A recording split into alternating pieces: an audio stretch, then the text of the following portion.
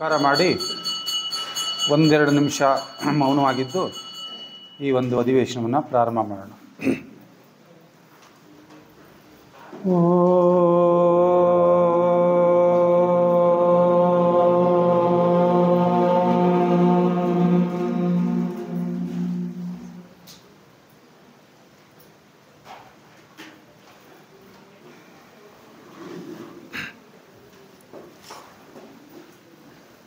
ಸೋದರ ಸೋದರಿಯರೇ,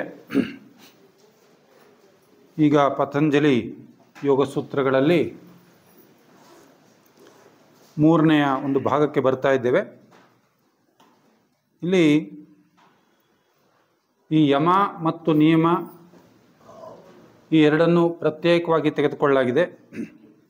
ಈ ಮೂರನೇ ಉಪನ್ಯಾಸದಲ್ಲಿ ಅದರ ಮೂರು ಅಂಗಗಳನ್ನು ಒಟ್ಟಾಗಿ ಸೇರಿಸಿ ತೆಗೆದುಕೊಳ್ತಾ ಇದ್ದಾರೆ.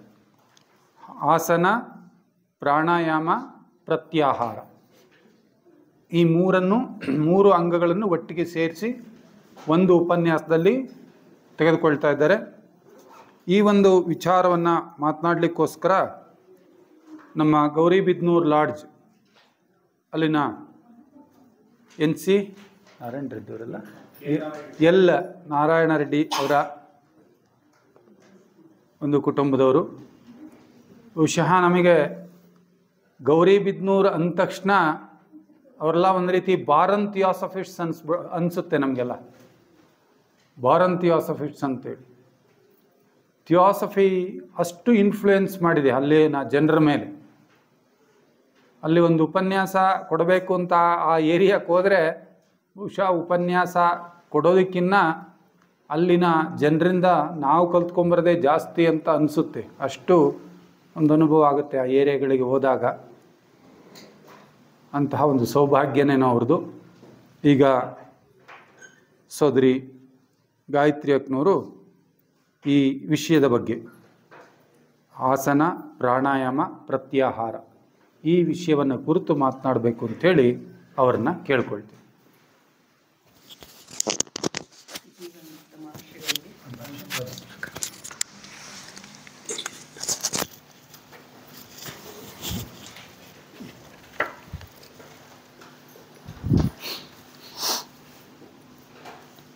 ಸೋದರ ಸೋದರಿಯರೇ, ಈ ದಿನ ನನಗೆ ಮಾತನಾಡಲು ಕೊಟ್ಟಿರೋ ವಿಷಯದ ಬಗ್ಗೆ ನನಗೆ ತಿಳಿದಿರೋ ಮಟ್ಟಿಗೆ ನಾನು ಮಾತನಾಡಲು ಇಚ್ಛಿಸುತ್ತೇನೆ. ಪತಂಜಲಿ ಯೋಗ ಸೂತ್ರದಲ್ಲಿ 8 ಅಂಗಗಳಿವೆ. ಯಮ, ನಿಯಮ, ಪ್ರಾಣಾಯಾಮ, ಪ್ರತ್ಯಾಹಾರ, ಧಾರಣ, ಧ್ಯಾನ, ಸಮಾಧಿ. ಯಮ, ನಿಯಮ, ಆಸನ, ಪ್ರಾಣಾಯಾಮ, ಪ್ರತ್ಯಾಹಾರ ಈ 5 ಬಹಿರಂಗ ಯೋಗ. ಧಾರಣ, ಧ್ಯಾನ, ಸಮಾಧಿ ಅಂತರಂಗ ಯೋಗ. ಯಮ ಸ್ವಯಂ ನಿಯಂತ್ರಣ, ನಿಯಮ ಅಂದರೆ ಶಿಸ್ತು, ಆಸನ ದೈಹಿಕ ವ್ಯಾಯಾಮ, ಪ್ರಾಣಾಯಾಮ ಉಸಿರಾಟದ ವ್ಯಾಯಾಮ, ಪ್ರತ್ಯಾಹಾರ ಅಂದರೆ ಬಾಹ್ಯ ವಸ್ತುಗಳಿಂದ ಇಂದ್ರಿಯಗಳನ್ನು ದೂರ ಇಡುವುದು. ಮೊದಲಿಗೆ ಆಸನದ ಬಗ್ಗೆ ತಿಳಿಯೋಣ. ಇದು ಪತಂಜಲಿ ಯೋಗ ಸೂತ್ರದಲ್ಲಿ 8ನೇ ಅಂಗ. ಆಸನ ಎಂದರೆ ಕುಳಿತುಕೊಳ್ಳುವ ಭಂಗಿ. ಯೋಗ ದರ್ಶನದ ಬಗ್ಗೆ ಯಾವ ತಿಳುವಳಿಕೆಯೂ ಇಲ್ಲದಿರುವ ಅನೇಕರು ಈ ಸ್ಥೂಲ ವ್ಯಾಯಾಮವೇ ಯೋಗ ಎಂದು ತಿಳಿದುಕೊಂಡಿದ್ದಾರೆ. ಹಠಯೋಗದಲ್ಲಿ ಆಸನಗಳ ಬಗ್ಗೆ ದೀರ್ಘವಾಗಿ ವಿವರಿಸಿದ್ದಾರೆ. ಕೊನೆ ಪಕ್ಷ 84 ಆಸನಗಳನ್ನು ವಿವರವಾಗಿ ವರ್ಣಿಸಿದ್ದಾರೆ. ಅನೇಕ ಆಸನಗಳಿಂದ ನಿರ್ದಿಷ್ಟ ಪರಿಣಾಮಗಳು ಉಂಟಾಗುತ್ತವೆ ಎಂದು ತಿಳಿಸಿದ್ದಾರೆ. ರಾಜಯೋಗದಲ್ಲಿ ಅನುಸರಿಸುವ ಕ್ರಮವೇ ಬೇರೆ. ಪ್ರಜ್ಞೆಯಲ್ಲಿ ಬದಲಾವಣೆಗಳನ್ನು ಉಂಟು ಮಾಡಲು ಇಲ್ಲಿ ಅನುಸರಿಸುವ ವಿಧಾನವು ಮುಖ್ಯವಾಗಿ 2 ಕ್ರಮಗಳ ಮೇಲೆ ಆಧಾರಿತವಾಗಿದೆ. ಇದೆಂದರೆ ಇಚ್ಛಾಶಕ್ತಿಯ ಮೂಲಕ ಮನಸ್ಸಿನ ಸ್ವಾಧೀನ ಮತ್ತು ಚಿತ್ತವೃತ್ತಿಗಳ ಕ್ರಮವಾದ ವಿರೋಧ. ಆದ್ದರಿಂದ ರಾಜಯೋಗದಲ್ಲಿ ಮನಸ್ಸಿನ ಕ್ಷೋಭೆಗೆ ಕಾರಣವಾದ ಎಲ್ಲ ಮೂಲಗಳನ್ನು ತೆಗೆದುಹಾಕಲು ಅಗತ್ಯವಾದ ತಂತ್ರವನ್ನು ಬಳಸುತ್ತಾರೆ. ಅವು ಬಾಹ್ಯ ಮೂಲಗಳಿರಬಹುದು ಅಥವಾ ಆಂತರಿಕ ಮೂಲಗಳಿರ್ಬೋದು. ಮನಸ್ಸಿನ ಕ್ಷೋಭೆಯ ಒಂದು ಮುಖ್ಯವಾದ ಮೂಲವೆಂದರೆ ಸ್ಥೂಲ ದೇಹ. ಆಸನಗಳ ತಂತ್ರದ ಬಗ್ಗೆ ಪತಂಜಲಿಯವರು ಕೇವಲ 3 ಸೂತ್ರಗಳನ್ನು ಕೊಟ್ಟಿದ್ದಾರೆ. ಆದರೆ ಈ ವಿಷಯಕ್ಕೆ ಸಂಬಂಧಿಸಿದ ಮುಖ್ಯವಾದ ಎಲ್ಲ ತಿಳುವಳಿಕೆಯನ್ನು ಕೊಟ್ಟಿದ್ದಾರೆ. ಆಸನದ ಅಭ್ಯಾಸದಲ್ಲಿ ಅಗತ್ಯವಾದ 2 ಮುಖ್ಯ ಆಸನಗಳನ್ನು ಕೊಟ್ಟಿದ್ದಾರೆ. ಅದೆಂದರೆ ಆಸನ ಸ್ಥಿರವಾಗಿರಬೇಕು ಮತ್ತು ಸುಖಕರವಾಗಿರಬೇಕು. ಧ್ಯಾನ ಮಾಡಲು ಸೂಕ್ತವಾದ ಯಾವುದಾದರೂ ಒಂದು ಆಸನವನ್ನು ನಾವು ಆರಿಸಿಕೊಳ್ಳಬೇಕು.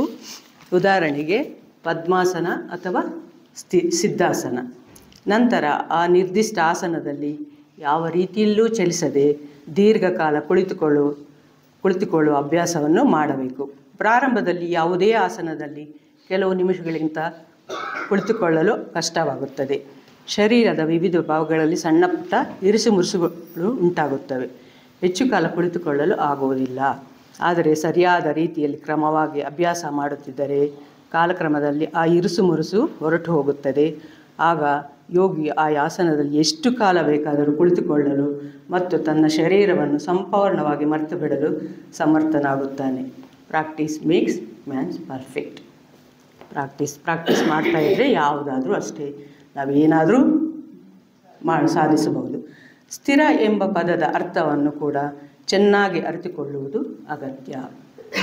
ಸ್ಥಿರವೆಂದರೆ ಒಂದು ಆಸನದಲ್ಲಿ ಕುಳಿತುಕೊಂಡಾಗ ಆಗಾಗ ಅಲ್ಪ ಸ್ವಲ್ಪ ಚಲಿಸುತ್ತಾ ಹೆಚ್ಚು ಕಡೆ ಅದೇ ಸ್ಥಿತಿಯಲ್ಲಿ ಕುಳಿತಿರೋ ಸಾಮರ್ಥ್ಯವನ್ನು ಪಡೆದುಕೊಳ್ಳುವುದು ಎಂದು ಅರ್ಥವಲ್ಲ.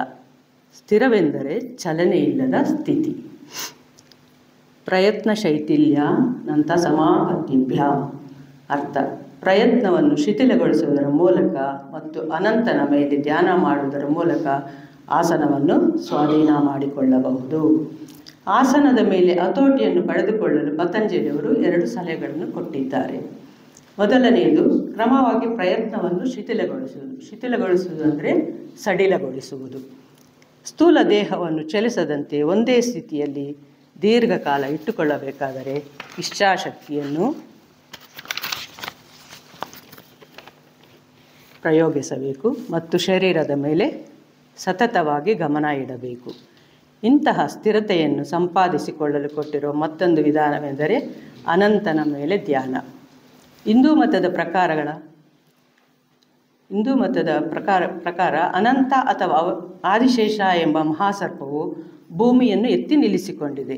ಅನಂತ ಎಂಬ ಹಾವು ಯಾವುದು ಭೂಮಿಯ ಸಮಸ್ಥಿತಿಯನ್ನು ಕಾಪಾಡಿಕೊಂಡು ಅದು ಸೂರ್ಯನ ಸುತ್ತ ತನ್ನ ವೃತ್ತದಲ್ಲಿ ಚಲಿಸುವಂತೆ ಮಾಡುವ ಶಕ್ತಿಯನ್ನು ಅನಂತನೆಂಬ ಸಂಕೇತದಿಂದ ಪ್ರತಿನಿಧಿಸಿದ್ದಾರೆ. ತಥೋದ್ವಂದ ನಭಿಘಾತ. ಆಸನದ ಮೇಲೆ ಪ್ರಭುತ್ವ ಲಭಿಸಿದಾಗ ದ್ವಂದ್ವಗಳಿಂದ ಆಘಾತವಿರುವುದಿಲ್ಲ. ಆಸನದ ಅಭ್ಯಾಸದಲ್ಲಿ ಪರಿಪೂರ್ಣತೆಯನ್ನು ಪಡೆಯುವುದರಿಂದ ಲಭಿಸುವ ಅತ್ಯಂತ ಮುಖ್ಯ ಫಲಿತಾಂಶವನ್ನು ಈ ಸೂತ್ರ ಲಭಿಸುತ್ತದೆ. ಅದೆಂದರೆ ದ್ವಂದ್ವಗಳ ಆಘಾತವನ್ನು ನಿರೋಧಿಸುವ ಶಕ್ತಿಯು ಲಭಿಸುತ್ತದೆ.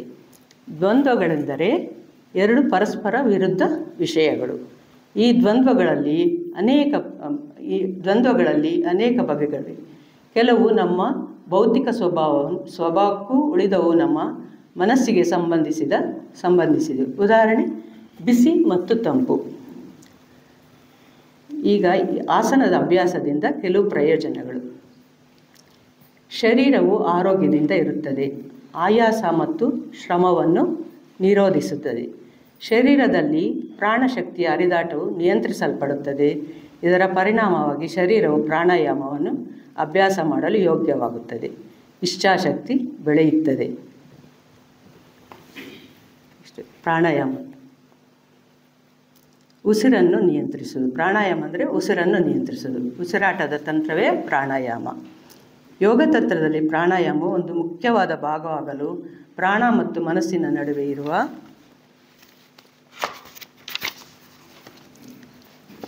ಸಂಬಂಧವೇ ಕಾರಣ. ನಮ್ಮ ದೇಹದಲ್ಲಿನ ದೈಹಿಕ ಮತ್ತು ಭಾವನಾತ್ಮಕ ಅಡೆತಡೆಗಳನ್ನು ಮುಕ್ತಗೊಳಿಸುತ್ತದೆ. ಪ್ರಾಣಾಯಾಮದ ನಿರಂತರ ಮತ್ತು ನಿಯಮಿತ ಅಭ್ಯಾಸ ನಮ್ಮ ಇಡೀ ಶರೀರವನ್ನು ಸೂಪರ್ಚಾರ್ಜ್ ಮಾಡುತ್ತದೆ. ಪ್ರಾಣಾಯಾಮ ಎಂದರೆ ಕೇವಲ ಉಸಿರಾಟದ ನಿಯಂತ್ರಣವಲ್ಲ. ಪ್ರಾಣಾಯಾಮವೆಂದರೆ ಒಂದು ಸಂಯುಕ್ತ ಪದ. ಪ್ರಾಣ ಪ್ಲಸ್ ಆಯಾಮ. ಪ್ರಾಣಶಕ್ತಿಯ ನಿಯಂತ್ರಣ. ಪ್ರಾಣ ಎಂದರೆ ಉಸಿರಲ್ಲ, ಸ್ಥೂಲ ಶರೀರದ ಕಾರ್ಯಗಳನ್ನು ನಡೆಸಿಕೊಂಡು ಹೋಗುವ ಇಚ್ಛಾಶಕ್ತಿ. ಪ್ರಾಣಶಕ್ತಿಯ ಉಪಾಧಿಯು ಸ್ಥೂಲವಾದ ಅನ್ನಮಯ ಕೋಶವಲ್ಲ, ಅದಕ್ಕಿಂತಲೂ ಸ್ವಲ್ಪ ಸೂಕ್ಷ್ಮವಾದ ಪ್ರಾಣಮಯ ಕೋಶ. ಪ್ರಾಣಮಯ ಕೋಶವು ಅನ್ನಮಯ ಕೋಶದೊಳಗೆ ತೂರಿಕೊಂಡಿದ್ದು ಅದರೊಡನೆ ಕೆಲಸ ಮಾಡುತ್ತದೆ. ಇದರ ನಾಡಿಗಳ ಮೂಲಕ ಪ್ರಾಣಶಕ್ತಿಯು ದೇಹದ ಎಲ್ಲ ಅಂಗಗಳು ಮತ್ತು ಭಾಗಗಳಿಗೂ ಹರಿದು ಅವು ಬೇರೆ ಬೇರೆ ರೀತಿಗಳಲ್ಲಿ ಕೆಲಸ ನಿರ್ವಹಿಸುವಂತೆ ಮಾಡುತ್ತದೆ. ಪ್ರಾಣಶಕ್ತಿಯ ನಿಯಂತ್ರಣವೇ ಪ್ರಾಣಾಯಾಮದ ಗುರಿ. ಇದು ಕೇವಲ ಉಸಿರಾಟದ ನಿಯಂತ್ರಣವಲ್ಲ. ಸ್ಥೂಲ ಶರೀರದಲ್ಲಿ ಪ್ರಾಣಶಕ್ತಿಯ ಕಾರ್ಯವು ಅನೇಕ ರೀತಿಗಳಲ್ಲಿ ವ್ಯಕ್ತವಾಗುತ್ತದೆ. ಉಸಿರಾಟದ ನಿಯಂತ್ರಣದ ಮೂಲಕ ಪ್ರಾಣಶಕ್ತಿಯನ್ನು ನಮಗೆ ಇಷ್ಟವಿದ್ದ ಕಡೆ ಹರಿಯುವಂತೆ ಮಾಡಬಹುದು ಮತ್ತು ಅಧೀನದಲ್ಲಿಟ್ಟುಕೊಳ್ಳಬಹುದು. ಪ್ರಾಣಾಯಾಮ ಅಭ್ಯಾಸ ಮಾಡುವ ಮುನ್ನ ಅಷ್ಟಾಂಗ ಯೋಗದ ಅಂಗಗಳಾದ ಯಮ, ನಿಯಮ, ಆಸನ ಇತ್ಯಾದಿಗಳನ್ನು ಅಭ್ಯಾಸ ಮಾಡಬೇಕು. ಆಳವಾದ ಉಸಿರಾಟಕ್ಕೂ ಪ್ರಾಣಾಯಾಮಕ್ಕೂ ಸಂಬಂಧವಿಲ್ಲ. ಆಳವಾಗಿ ಉಸಿರಾಡುವುದನ್ನು ದೇಹಾರೋಗ್ಯದ ಸಲುವಾಗಿ ವ್ಯಾಯಾಮದಂತೆ ಅಭ್ಯಾಸ ಮಾಡಬಹುದು. ನಾಡಿ ಶುದ್ಧಿ ಪ್ರಾಣಾಯಾಮ. ಬಲಗಡೆಯ ಮೂಗಿನ ಹೊಳ್ಳೆಯನ್ನು ಬಲಗೈ ಹೆಬ್ಬೆಟ್ಟಿನಿಂದ ಮುಚ್ಚಿಕೊಂಡು ಮೂಗಿನ ಎಡಹೊಳ್ಳೆಯಿಂದ ಉಸಿರನ್ನು ಒಳಕ್ಕೆ ಎಳೆದುಕೊಳ್ಳಬೇಕು. ಕೂಡಲೇ ಕೊನೆಯ 2 ಬೆರಳುಗಳಿಂದ ಎಡಹೊಳ್ಳೆಯನ್ನು ಮುಚ್ಚಿಕೊಂಡು ಹೆಬ್ಬೆಟ್ಟನ್ನು ಸಡಿಲಿಸಿ ಬಲಹೊಳ್ಳೆಯ ಮೂಲಕ ಉಸಿರನ್ನು ನಿಧಾನವಾಗಿ ಆಚೆಗೆ ಬಿಡಬೇಕು.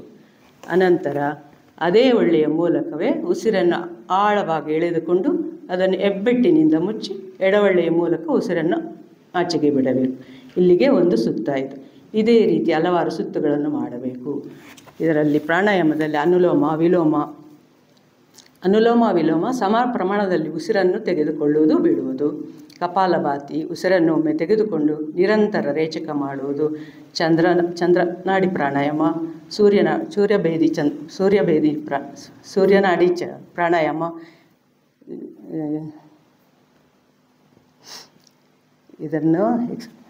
ಇವೆಲ್ಲ ಇರುತ್ತವೆ. ಪ್ರಾಣಾಯಾಮ ಮನಸ್ಸಿಗೆ ವಿಶ್ರಾಂತಿ ನೀಡುತ್ತದೆ, ಏಕಾಗ್ರತೆ ಹೆಚ್ಚುತ್ತದೆ. ಈಗ ಪ್ರತ್ಯಾಹಾರದ ಬಗ್ಗೆ ಮಾತಾಡ್ತೀನಿ. ಪ್ರತ್ಯಾಹಾರವೆಂದರೆ ಇಂದ್ರಿಯಗಳನ್ನು ವಿಷಯಗಳಿಂದ ಇಮ್ಮೆಟ್ಟಿ ಮನಸ್ಸನ್ನು ಅನುಕರಣ ಮಾಡುತ್ತೇವೆ ಎಂಬಂತೆ ಇರುವುದು. ಒಂದು ವಸ್ತುವಿನಿಂದ ಹೊರಡುವ ವಿವಿಧ ಬಗೆಗಳ ಸ್ಪಂದಗಳು ನಮ್ಮ ಇಂದ್ರಿಯಗಳ ಮೇಲೆ ಅಪ್ಪಳಿಸಿದಾಗ ಇಂದ್ರಿಯಗಳು ಕಾರ್ಯೋನ್ಮುಖವಾಗುತ್ತವೆ. ಈ ರೀತಿ ಕಾರ್ಯೋನ್ಮುಖವಾದ ಇಂದ್ರಿಯಗಳೊಡನೆ ಮನಸ್ಸು ಜೊತೆಗೂಡಿದಾಗ ನಮಗೆ ಆ ವಸ್ತುವಿನ ಗ್ರಹಿಕೆಯಾಗುತ್ತದೆ. ಒಂದು ವಸ್ತುವಿನಿಂದ ಹೊರಡುತ್ತಿರುವ ಸ್ಪಂದವು ಒಂದು ವಿಶಿಷ್ಟ ಇಂದ್ರಿಯದ ಮೇಲೆ ಅಪ್ಪಳಿಸಿದೆ ಎಂದು ಭಾವಿಸೋಣ. ಆದರೆ ಮನಸ್ಸು ಆ ಇಂದ್ರಿಯದೊಡನೆ ಜೊತೆಗೂಡದಿದ್ದರೆ ಸ್ಪಂದಗಳು ಗ್ರಹಿಸಲ್ಪಡುವುದಿಲ್ಲ. ಉದಾಹರಣೆ, ನಮ್ಮ ಕೊಠಡಿಯಲ್ಲಿ ಒಂದು ಗಡಿಯಾರ ಇರ್ತದೆ. ಅದು ಒಂದೇ ಸಮನೆ ಟಕ್ ಟಕ್ ಟಕ್ ಎಂದು ಶಬ್ದ ಮಾಡುತ್ತದೆ. ಆದರೆ ಆ ಶಬ್ದ ನಮ್ಮ ಗ್ರಹಿಕೆಗೆ ಬರುವುದು ಅಪರೂಪ. ಆ ಶಬ್ದಗಳ ಸ್ಪಂದಗಳು ನಮ್ಮ ಮನಸ್ಸಿನ ಮೇಲೆ ಸತತವಾಗಿ ಅಪ್ಪಳಿಸುತ್ತಿದ್ದರೂ ಆ ಸ್ಪಂದಗಳು ನಮ್ಮ ವ್ಯಕ್ತ ಮನಸ್ಸಿನ ಕಿವಿಯೊಡನೆ ಜೊತೆಗೂಡಿಲ್ಲ. ಅದಕ್ಕೆ ನಮಗೆ ಆ ಟಿಕ್ ಟಿಕ್ ಎನ್ನುವ ಶಬ್ದ ನಮಗೆ ಯಾವಾಗಲೂ ಕೇಳಿಸೋದಿಲ್ಲ. ಪ್ರತ್ಯಾಹಾರವೆಂದರೆ ಮನಸ್ಸು ಇಂದ್ರಿಯಗಳನ್ನು ಸ್ವಾಧೀನದಲ್ಲಿಟ್ಟುಕೊಳ್ಳಬಹುದು ಎಂಬಂತೆ ತೋರಿದರು. ಇದರಲ್ಲಿ ಮುಖ್ಯವಾದ ತಂತ್ರವೇನೆಂದರೆ ಮನಸ್ಸು ತನ್ನೊಳಗೆ ತನ್ನನ್ನು ಎಳೆದುಕೊಳ್ಳುವುದು. ಈ ಸ್ಥಿತಿಯಲ್ಲಿ ಮನಸ್ಸು ತನ್ನಲ್ಲಿ ತಾನು ಎಷ್ಟರ ಮಟ್ಟಿಗೆ ಸಂಪೂರ್ಣವಾಗಿ ತಲ್ಲೀನವಾಗಿ ಬಿಡುತ್ತದೆ ಎಂದರೆ ಇಂದ್ರಿಯಗಳು ಕೆಲಸ ಮಾಡುವುದನ್ನೇ ನಿಲ್ಲಿಸಿಬಿಡುತ್ತವೆ.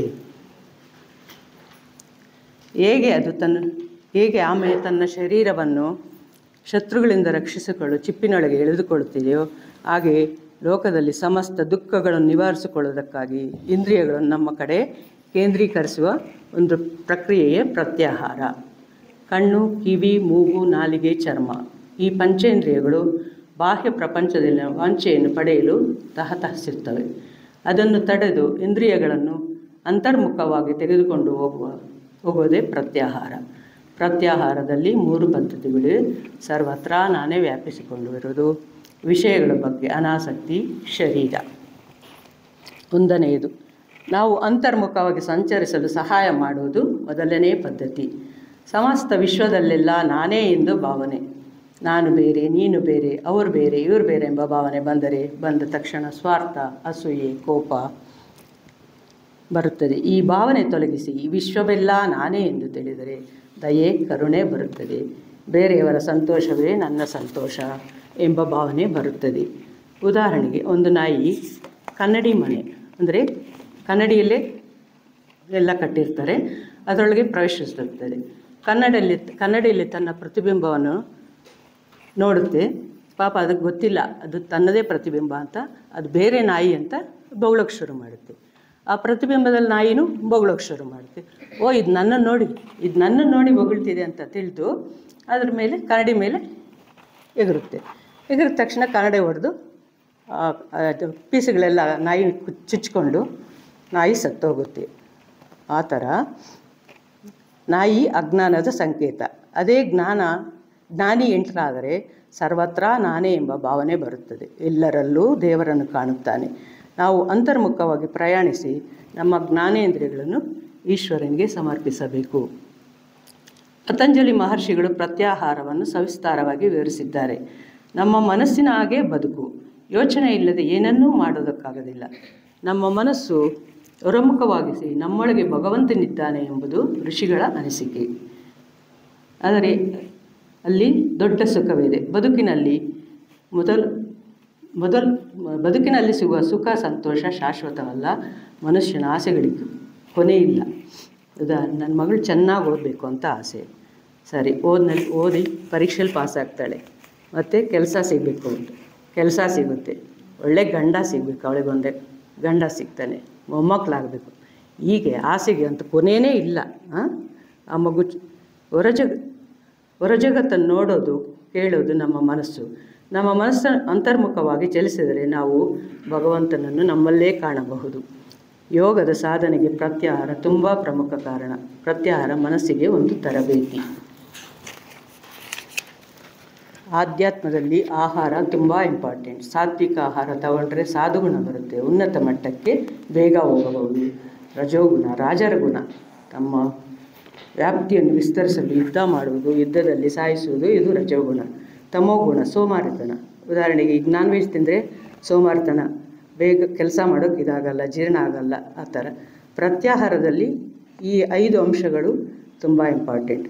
ಒಂದು ಹೊತ್ತಿನ ಊಟ ಸ್ಕಿಪ್ ಮಾಡುವುದು ಅಥವಾ ನಮ್ಮ ಇಷ್ಟವಾದ ಊಟವನ್ನು ತ್ಯಜಿಸುವುದು, ನಿಶ್ಶಬ್ದತೆಯನ್ನು ಅಬ್ಸರ್ವ್ ಮಾಡುವುದು, ಗಾಸಿಪ್ ಅವಾಯ್ಡ್ ಮಾಡುವುದು, ನೆಗೆಟಿವ್ ರಿಮಾರ್ಕ್ಸ್ ನೀಡದಿರುವುದು, ಒಬ್ಬರ ಬಗ್ಗೆ ಕೆಟ್ಟದಾಗಿ ಮಾತನಾಡ್ತಿರೋದು, ಆಗಾಗ ಬ್ರಹ್ಮಚರ್ಯವನ್ನು ಪಾಲಿಸುವುದು, ನಮ್ಮ ಮಾತಿನಲ್ಲಿ, ಕೃತಿಯಲ್ಲಿ, ನಡೆಯಲ್ಲಿ ಸಹಾನುಭೂತಿ ತುಂಬುವುದು.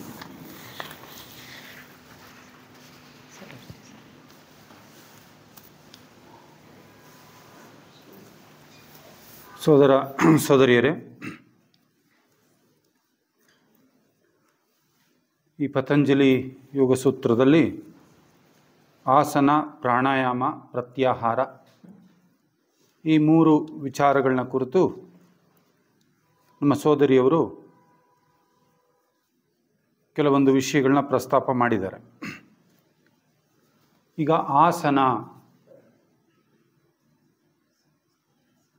ಆಸನ ಅಂದರೆ ನಮಗೀಗ ಗೊತ್ತಿದೆ, ನಮ್ಮ ಯಾವುದೇ ಒಂದು ಸಾಧನೆಗೆ ಬಹಳ ಪ್ರಮುಖವಾಗಿ ಬೇಕಾಗಿರ್ತಕ್ಕಂಥದ್ದು ಯಾವುದಂದರೆ ಈ ದೇಹ ಬೇಕು ನಮಗೆ. ಯಾಕೆಂದರೆ ಶರೀರ ಮಾಧ್ಯಮಂ ಖುಲು ಧರ್ಮ ಸಾಧನಂ ಅಂತ ಹೇಳ್ತಾರೆ. ಶರೀರ ಮಾಧ್ಯಮಂ ಖುಲು ಧರ್ಮ ಸಾಧನಂ. ನಮ್ಮ ಯಾವುದೇ ಸಾಧನೆಗೂ ಕೂಡ ಈ ಸ್ಥೂಲ ದೇಹ ಅಂತಕ್ಕಂಥದ್ದು ಅದು ಚೆನ್ನಾಗಿದ್ರೇ ನಾವು ಮುಂದಿನ ಯಾವುದೇ ಆದರೂ ಸಾಧನೆಗಳನ್ನು ಮಾಡಲಿಕ್ಕೆ ಸಾಧ್ಯವಾಗುವಂಥದ್ದು.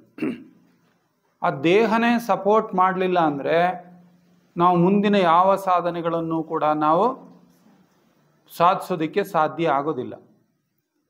ಅದಕ್ಕೆ ಮೊದಲು ನಮಗೆ ಈ ದೇಹವು ಚೆನ್ನಾಗಿರಬೇಕು. ಅದಕ್ಕೆ ಪರಮಗುರು ಚರಣ ಸನ್ನಿಧಿಯಲ್ಲಿ ಏನು ಹೇಳ್ತಾರೆ? ಈ ದೇಹವು ನೀನು ಸಾಕುವ ಒಂದು ಕುದುರೆ, ಪ್ರಾಣಿ, ಒಂದು ಕುದುರೆ. ಅದನ್ನು ನೀನು ಹೇಗೆ ಸಾಕಬೇಕು? ಅದನ್ನು ಕೊಬ್ಬಿಸ್ಲೂಬಾರ್ದು ಅಥವಾ ತುಂಬ ಸೊರಗಿಸ್ಲೂಬಾರ್ದು. ಅದನ್ನು ಸರಿಯಾದಂತಹ ಆಹಾರ ವಿಹಾರಗಳನ್ನ ಕೊಟ್ಟು ಅದನ್ನು ಸ್ವಚ್ಛವಾಗಿ ಇಟ್ಕೋಬೇಕು, ಶುದ್ಧವಾಗಿ ಇಟ್ಕೊಳ್ಬೇಕು ಅಂತಾರೆ. ಅದಕ್ಕೆ ಈ ಸ್ಥೂಲ ದೇಹದ ಒಂದು ಪಟುತ್ವ ಇರಬೇಕು, ಅದಕ್ಕೆ ಒಂದು ಪಟುತ್ವ ಬರಬೇಕು ಅಂತ ಹೇಳಿದ್ರೆ ಅದಕ್ಕೆ ಈ ಆಸನಗಳು ಬಹಳ ಮುಖ್ಯವಾಗಿರ್ತಕ್ಕಂಥದ್ದು. ಆಸನಗಳು ಬಹಳ ಮುಖ್ಯವಾದಂಥದ್ದು. ಇಲ್ಲಿ ಆಸನ ಅಥವಾ ಯೋಗಾಸನಗಳು, ವ್ಯಾಯಾಮಗಳು ಅಂತ ಎರಡು ಭಾಗ ಮಾಡ್ತಾರೆ. ಒಂದು ಭಾಗ ಯೋಗಾಸನ ಅಂತೀವಿ, ಇನ್ನೊಂದು ಕಡೆ ವ್ಯಾಯಾಮ ಅಂತೀವಿ. ಇದೆರಡಕ್ಕೂ ಏನಾದರೂ ವ್ಯತ್ಯಾಸ ಇದೆಯಾ? ವ್ಯಾಯಾಮ ಮತ್ತು ಯೋಗಾಸನಕ್ಕೂ ಎರಡಕ್ಕೂ ಏನಾದರೂ ವ್ಯತ್ಯಾಸ ಇದೆಯಾ? ಇದೆ, ಎರಡಕ್ಕೂ ವ್ಯತ್ಯಾಸ ಇದೆ. ನೋಡಿ, ವ್ಯಾಯಾಮದಲ್ಲಿ ಶಕ್ತಿ ವ್ಯಯ ಮಾಡ್ಕೋತೀವಿ, ಕನ್ಸ್ಯೂಮ್ ಆಗುತ್ತೆ ಅಲ್ಲಿ ಶಕ್ತಿ. ಯೋಗಾಸನದಲ್ಲಿ ಶಕ್ತಿ ಸಂಚಯವಾಗುತ್ತೆ. ಶಕ್ತಿ ಸಂಚಯವಾಗುತ್ತೆ ಯೋಗಾಸನದಲ್ಲಿ. ಯೋಗಾಸನದ ಎಲ್ಲ ಕ್ರಿಯೆಗಳು ಅದರ ಪ್ರೋಸೆಸ್ ಬಹಳ ಸ್ಲೋ ಆಗಿರುತ್ತೆ. ಯೋಗಾಸನ ಮಾಡುವಾಗ ನಾವು ತುಂಬ ನಿಧಾನವಾಗಿ ಮಾಡಬೇಕು. ವ್ಯಾಯಾಮ ಮಾಡಿಸುವಾಗ ಏನು ಮಾಡ್ತಾರೆ? ಎಲ್ಲ ಸ್ಪೀಡ್ ಸ್ವಲ್ಪ ಅಲ್ವಾ? ಅಲ್ಲಿ ಶಕ್ತಿ ವ್ಯಯ ಆಗುತ್ತೆ. ಯೋಗಾಸನದಲ್ಲಿ ಶಕ್ತಿ ಸಂಚಯ ಆಗುತ್ತೆ, ಸಂಗ್ರಹ ಆಗುತ್ತೆ. ಈ ಆಸನದ ಬಗ್ಗೆ ವಿಚಾರ ಮಾಡ್ತಾ ಹೋದರೆ ಎಷ್ಟು ರೀತಿಯ ಪ್ರಾಣಿಗಳಿದ್ದಾವೋ ಅಷ್ಟು ರೀತಿಯ ಆಸನಗಳಿದ್ದಾವಂತೆ. ಎಷ್ಟು ರೀತಿ ಪ್ರಾಣಿಗಳಿದ್ದಾವಲ್ಲ ಅಷ್ಟು ರೀತಿಯಲ್ಲೂ ಆಸನಗಳಿದ್ದಾವಂತೆ. ಹಾಗಂತ ನಾವು ಎಲ್ಲ ಆಸನಗಳನ್ನ ಮಾಡೋಕ್ಕಾಗತ್ತಾ? ಮಾಡಬೇಕಾಗಿದೆಯಾ? ಏನಿಲ್ಲ, ಅದರ ಅವಶ್ಯಕತೆಯೂ ನಮಗಿಲ್ಲ. ಆದರೆ ಈ ದೇಹ ತನ್ನ ಒಂದು ಸೌಷ್ಠವವನ್ನು, ಒಂದು ಪಟುತ್ವವನ್ನು ಅದು ಪಡ್ಕೋಬೇಕಾಗಿದ್ರೆ ಕೆಲವಾರು ಆಸನಗಳನ್ನು ನಾವು ಆಯ್ಕೆ ಮಾಡಿಕೊಂಡು ಅದನ್ನು ನಿತ್ಯದಲ್ಲಿ ಅಭ್ಯಾಸ ಮಾಡ್ತಾ ಬಂದರೆ ನಾವು ಶರೀರದ ಆರೋಗ್ಯವನ್ನು ನಾವು ಕಾಪಾಡಿಕೊಳ್ಳೋದಕ್ಕೆ ಸಾಧ್ಯ. ಜೊತೆಗೆ ಇನ್ನೊಂದು ಏನು ವಿಷಯನ ನಾವಿಲ್ಲಿ ತಿಳ್ಕೊಳ್ಬೇಕು ಅಂದರೆ,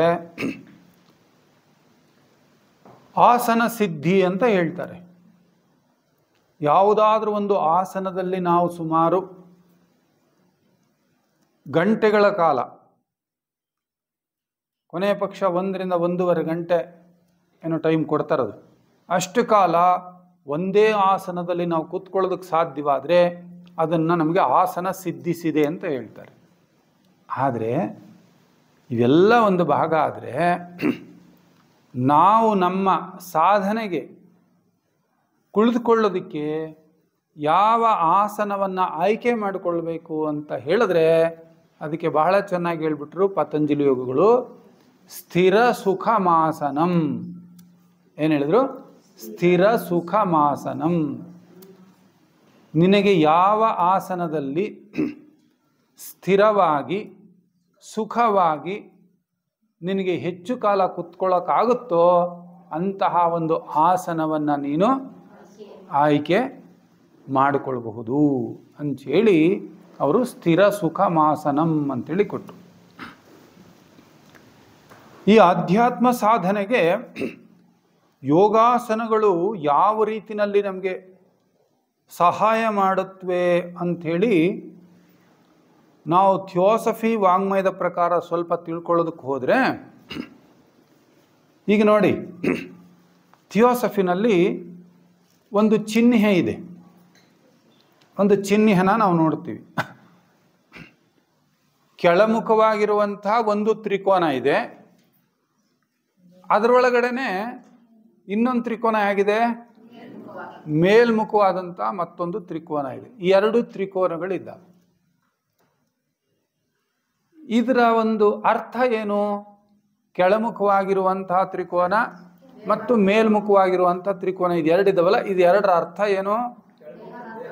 ಕೆಳಮುಖವಾದ ತ್ರಿಕೋನ ದೇಹಾತ್ಮನ ಸಂಕೇತವಾದರೆ ಮೇಲ್ಮುಖವಾಗಿರುವಂತಹ ತ್ರಿಕೋನ ನಮ್ಮ ಜೀವಾತ್ಮ ಅಥವಾ ಉನ್ನತಾತ್ಮನ ಒಂದು ಸಂಕೇತ. ಈಗ ನಮಗೆ ಥಿಯೋಸಫಿಕಲ್ ವಾಂಗ್ಮಯದ ಪ್ರಕಾರ ನಾವು ಚೆನ್ನಾಗಿ ಅರ್ಥ ಮಾಡ್ಕೊಂಡಿದ್ದೀವಿ. ನಮ್ಮ ಉನ್ನತಾತ್ಮನಿಗೆ 3 ಲಕ್ಷಣಗಳಿದೆ. 3 ಲಕ್ಷಣಗಳು: ಆತ್ಮ, ಬುದ್ಧಿ ಮತ್ತು ಉನ್ನತ ಮನಸ್ಸು. ಈ 3 ಸೇರಿದ್ದು ಜೀವಾತ್ಮ. ಈ ಆತ್ಮ, ಬುದ್ಧಿ ಮತ್ತು ಮನಸ್ಸು, ಇದು 3ಕ್ಕೂ ಒಂದೊಂದು ಲಕ್ಷಣ ಇದೆ. ಆತ್ಮನ ಲಕ್ಷಣ ಇಚ್ಛೆ, ಬುದ್ಧಿಯ ಲಕ್ಷಣ ಜ್ಞಾನ, ಮನಸ್ಸಿನ ಲಕ್ಷಣ ಕ್ರಿಯೆ. ಇದು ಊರ್ಧ್ವಮುಖವಾಗಿರುವಂತಹ ಒಂದು ಜೀವಾತ್ಮನ ಲಕ್ಷಣಗಳು. ಇದೇ ಲಕ್ಷಣಗಳು ನಮ್ಮ ದೇಹಾತ್ಮನಲ್ಲೂ ಕೂಡ ಅಭಿವ್ಯಕ್ತವಾಗ್ತಾ ಇದ್ದಾವೆ. ಇದೇ ಲಕ್ಷಣಗಳು ಅಭಿವ್ಯಕ್ತವಾಗುತ್ತೆ. ಹೇಗೆ ಅಭಿವ್ಯಕ್ತವಾಗುತ್ತೆ ಅಂದರೆ, ಈ ಆತ್ಮನ ಇಚ್ಛಾಶಕ್ತಿ ಇತ್ತಲ್ಲ, ಅದು ಸ್ಥೂಲ ದೇಹದ ಮೂಲಕ ವ್ಯಕ್ತವಾಗುತ್ತೆ. ಬುದ್ಧಿಯ ಲಕ್ಷಣ ಜ್ಞಾನ ಇದೆಯಲ್ಲ, ಅದು ಕಾಮದೇಹದ ಮೂಲಕ ವ್ಯಕ್ತವಾಗುತ್ತೆ. ಕ್ರಿಯೆ ಇತ್ತಲ್ಲ, ಅದು ನಮ್ಮ ರೂಪ ಮನಸ್ಸಿನ ಮೂಲಕ ವ್ಯಕ್ತವಾಗುತ್ತೆ. ಈ ಎಲ್ಲ ದೇಹಗಳಿದ್ದಾವಲ್ಲ, ಈ ಎಲ್ಲ ದೇಹಗಳು ಕೂಡ ಹೇಗೆ ಸಂಬಂಧವನ್ನು ಹೊಂದಿವೆ ಅಂತ ಹೇಳಿದ್ರೆ, ಇವು ಒಂದರೊಡನೆ ಒಂದು ಓತಪ್ರೋತವಾಗಿ ಸೇರಿಕೊಂಡಿವೆ ಅಂತ ಹೇಳ್ತಾರೆ. ಓತಪ್ರೋತವಾಗಿ ಸೇರಿಕೊಂಡಿದ್ದಾವೆ ಅಂದರೆ ಇವ್ಯಾವುಗಳನ್ನು ಕೂಡ ನಾವು ಸಪರೇಟ್ ಮಾಡೋಕ್ಕಾಗಲ್ಲ.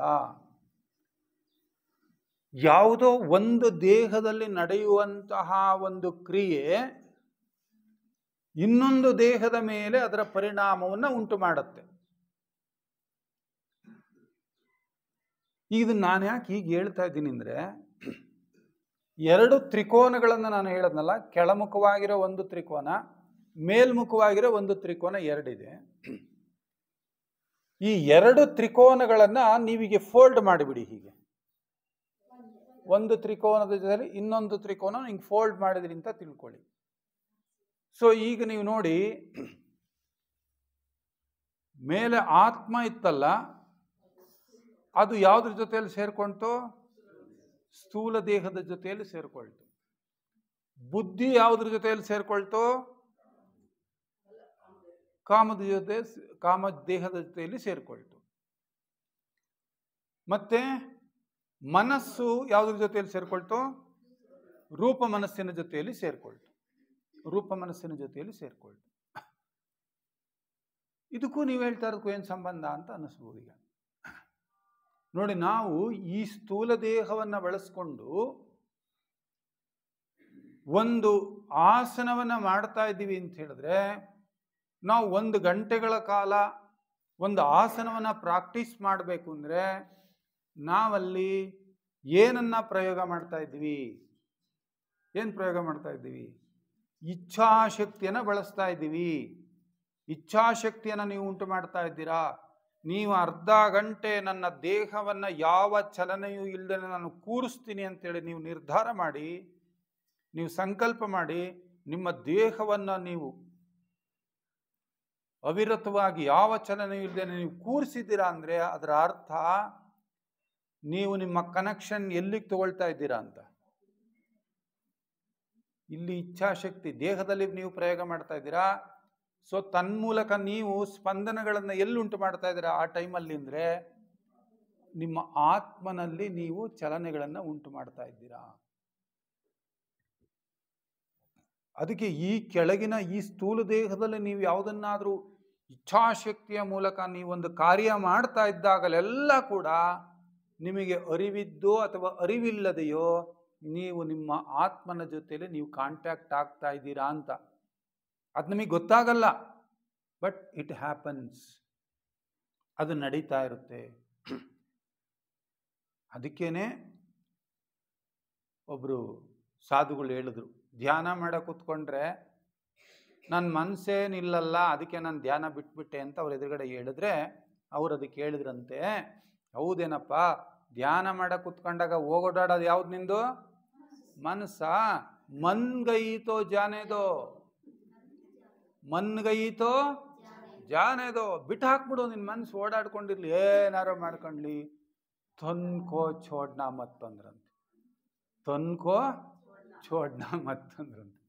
ಅಂದ್ರೆ ನೀನು ಏನು ಮಾಡಬೇಡ, ಮನ್ಸು ಓಡಾಡ್ಕೊಂಡ್ಲಿ, ನಿನ್ನ ದೇಹನ ಓಡಾಡಿಸ್ಬೇಡ ಅಂದ್ರು. ಒಂದು 20 ನಿಮಿಷ ನಾನು ಧ್ಯಾನ ಮಾಡ್ತೀನಿ ಅಂದರೆ 20 ನಿಮಿಷ ನಿನ್ನ ದೇಹನ ಕೂರಿಸ್ಕೊಂಡು ಕೂತ್ಕೋ. ಅಲ್ಲಿ ಅವ್ರು ಹೇಳ್ಬೇಕಾದ್ರೆ ಸುಮ್ಮನೆ ಹೇಳಿಲ್ಲ ಅಂದರೆ ಮನಸ್ಸು ಓಡಾಡಕ್ಕೆ ಬಿಟ್ಬಿಡು ಅಂತಾನೆ ಅದರ ಅರ್ಥ ಅಲ್ಲ. ಕೊನೇ ಪಕ್ಷ ನೀನು 20 ನಿಮಿಷ ನೀನು ಕೂರಿಸಿದಾಗ ಅಲ್ಲಿ ನಿನ್ನ ಇಚ್ಛಾಶಕ್ತಿಯ ಪ್ರಯೋಗ ಆಗ್ತಾ ಇದೆ. ಸ್ಥೂಲ ದೇಹದಲ್ಲಿ ಇಚ್ಛಾಶಕ್ತಿಯ ಪ್ರಯೋಗ ಆಗ್ತಾ ಇದೆ ಅಂದರೆ ಅದು ನಿನ್ನ ಆತ್ಮನಲ್ಲಿ ಗುಣಗಳನ್ನು ರೂಢಿಸ್ತಾ ಇದೆ, ಅಲ್ಲಿ ಸ್ಪಂದನಗಳನ್ನ ಉಂಟು ಮಾಡ್ತಾ ಇದೆ. ಇಲ್ಲಿಂದ ಸ್ಪಂದನಗಳು ಅಲ್ಲಿ ಹೋಯ್ತು ಅಂದರೆ ಅದು ಸುಮ್ಮನಿರಲ್ಲ, ಅಲ್ಲಿಂದ ಮತ್ತೆ ನಮಗೆ ವಾಪಸ್ ಅದರಿಂದ ನಮಗೆ ಶಕ್ತಿಗಳು ಬರುತ್ತೆ.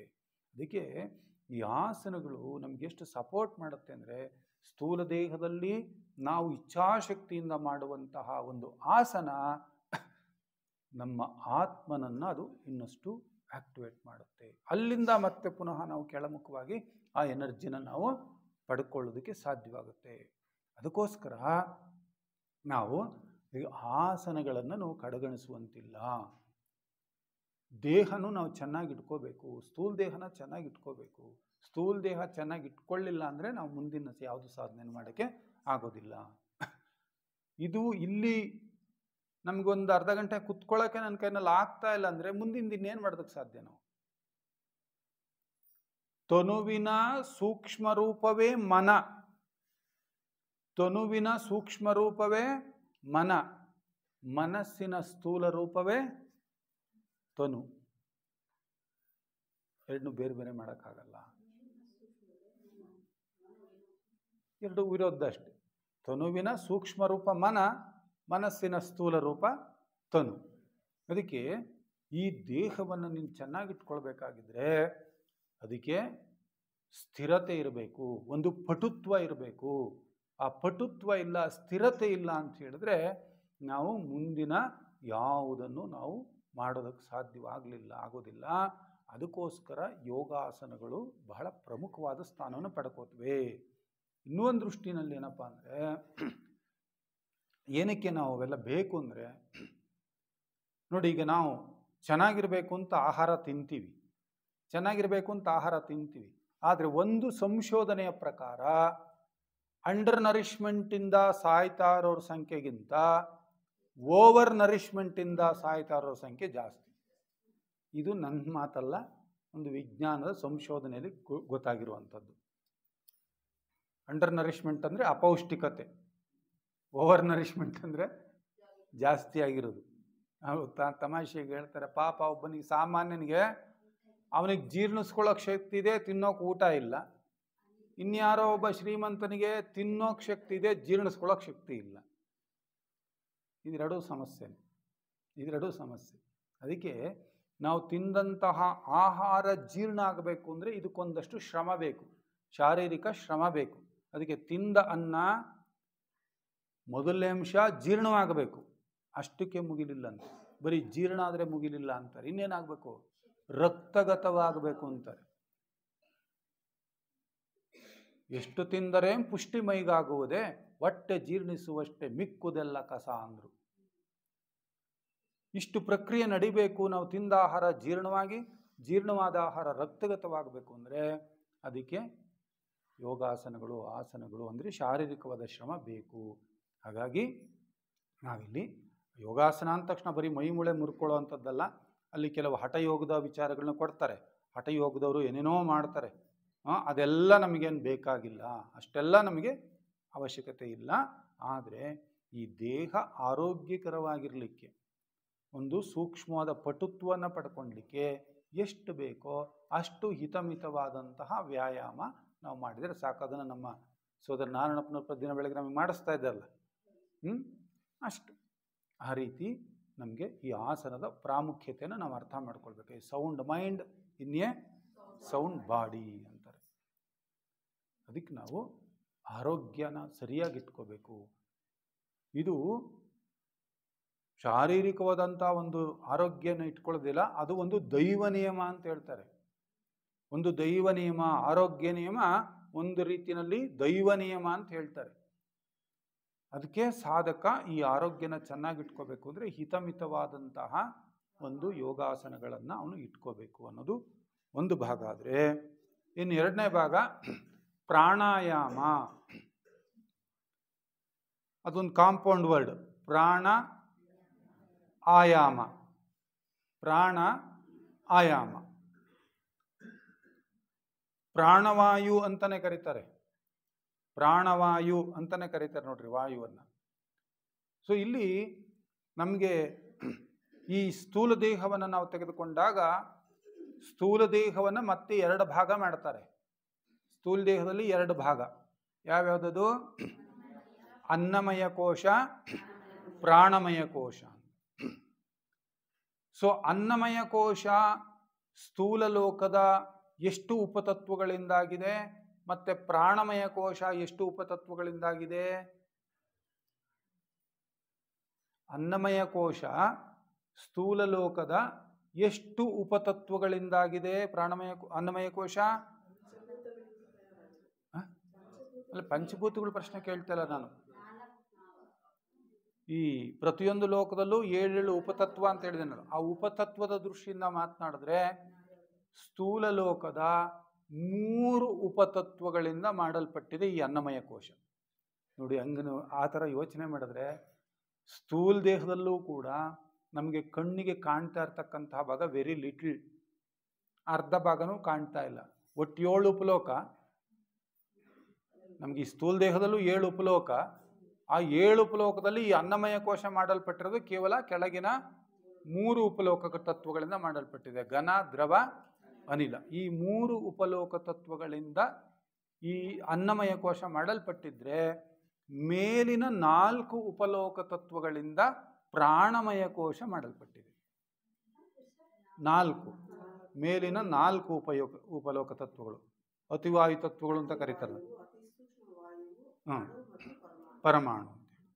ಆ 4 ಉಪಲೋಕ ತತ್ವಗಳಿಂದ ಪ್ರಾಣಮಯ ಕೋಶ ಮಾಡಲ್ಪಟ್ಟಿದೆ. ಸೊ ಈ ಪ್ರಾಣಾಯಾಮವನ್ನು ನಾವು ಮಾಡೋದ್ರಿಂದ ಈಗ ನಮಗೆ ಎನರ್ಜಿ ಎಲ್ಲಿಂದ ಬರ್ತಾ ಇದೆ? ಸೂರ್ಯನಿಂದ ಬರ್ತಾ ಇದೆ. ಆ ಸೂರ್ಯ ಭಗವಂತನಿಂದ ಬರ್ತಾ ಇರುವಂಥದ್ದು ನಮಗೆ ಪ್ರಾಣಶಕ್ತಿ. ಸೊ ನಾವು ಈ ಪ್ರಾಣಾಯಾಮವನ್ನ ಕ್ರಮಬದ್ಧವಾಗಿ ನಾವು ಮಾಡ್ತಾ ಹೋಗೋದ್ರಿಂದ ಆ ವೈಟಲ್ ಎನರ್ಜಿ ಅಂತ ನಾವೇನು ಕರಿತೀವಿ, ಆ ಪ್ರಾಣಶಕ್ತಿ, ಪ್ರಾಣವಾಯು ಅಂತ ನಾವೇನು ಕರಿತೀವಿ, ಆ ಪ್ರಾಣವಾಯುವನ್ನ ನಾವು ಸಾಕಷ್ಟು ಪ್ರಮಾಣದಲ್ಲಿ ಯಥೇಚ್ಛವಾಗಿ ನಮ್ಮ ಪ್ರಾಣಮಯ ಕೋಶಕ್ಕೆ ನಾವು ಅದನ್ನು ತಗೊಳ್ಳೋದಕ್ಕೆ ಸಾಧ್ಯವಾಗುತ್ತೆ. ಯಾವಾಗ ನಮ್ಮ ಪ್ರಾಣಮಯ ಕೋಶಕ್ಕೆ ಆ ಒಂದು ಪ್ರಾಣಶಕ್ತಿನ ಚೆನ್ನಾಗಿ ನಾವು ಸ್ವೀಕಾರ ಮಾಡ್ತೀವೋ ಆಗ ಈ ಪ್ರಾಣಮಯ ಕೋಶ ಮತ್ತು ಅನ್ನಮಯ ಕೋಶಕ್ಕೆ ಒಂದು ಸೂಕ್ಷ್ಮವಾದ ತಂತುವಿನ ಒಂದು ಸಂಪರ್ಕ ಇದೆ. ಆ ಸಂಪರ್ಕದಿಂದ ಆ ಪ್ರಾಣಶಕ್ತಿ ಈ ಅನ್ನಮಯ ಕೋಶಕ್ಕೆ ಹರಿದು ಬರುತ್ತೆ. ಸೊ ಆಗ ಈ ಅನ್ನಮಯ ಕೋಶ ಏನಾಗಿರುತ್ತೆ? ಆಕ್ಟಿವ್ ಆಗಿರುತ್ತೆ, ಆರೋಗ್ಯಕರವಾಗಿರುತ್ತೆ. ಆರೋಗ್ಯಕರವಾಗಿರುತ್ತೆ ನಮ್ಮ ಈ ಅನ್ನಮಯ ಕೋಶ. ಜೊತೆಗೆ ಇನ್ನೂ ಒಂದು ಸೂಕ್ಷ್ಮತೆ ಇದೆ ಇಲ್ಲಿ. ಏನಪ್ಪಾ ಅಂತ ಹೇಳಿದ್ರೆ, ಷಡ್ಚಕ್ರಗಳ ವಿಷಯವನ್ನು ನಾವು ಕೇಳಿದೀವಲ್ಲ. ಷಡ್ಚಕ್ರಗಳು, ಈ ಷಡ್ಚಕ್ರಗಳಿರೋದು ಎಲ್ಲಿ? ದೇಹದಲ್ಲಿ ಅಂದರೆ ಎಲ್ಲಿ? ಈ ಪ್ರಾಣಮಯ ಕೋಶದಲ್ಲಿ. ಈ ಸೂಕ್ಷ್ಮ ಇದೆಯಲ್ಲ, ಪ್ರಾಣಮಯ ಕೋಶ ಸೂಕ್ಷ್ಮ ಆಗಿರ್ತಕ್ಕಂಥ ಈ ಪ್ರಾಣಮಯ ಕೋಶದಲ್ಲೇ ಈ ಚಕ್ರಗಳೆಲ್ಲ ಕೂಡ ಇರುವಂಥದ್ದು.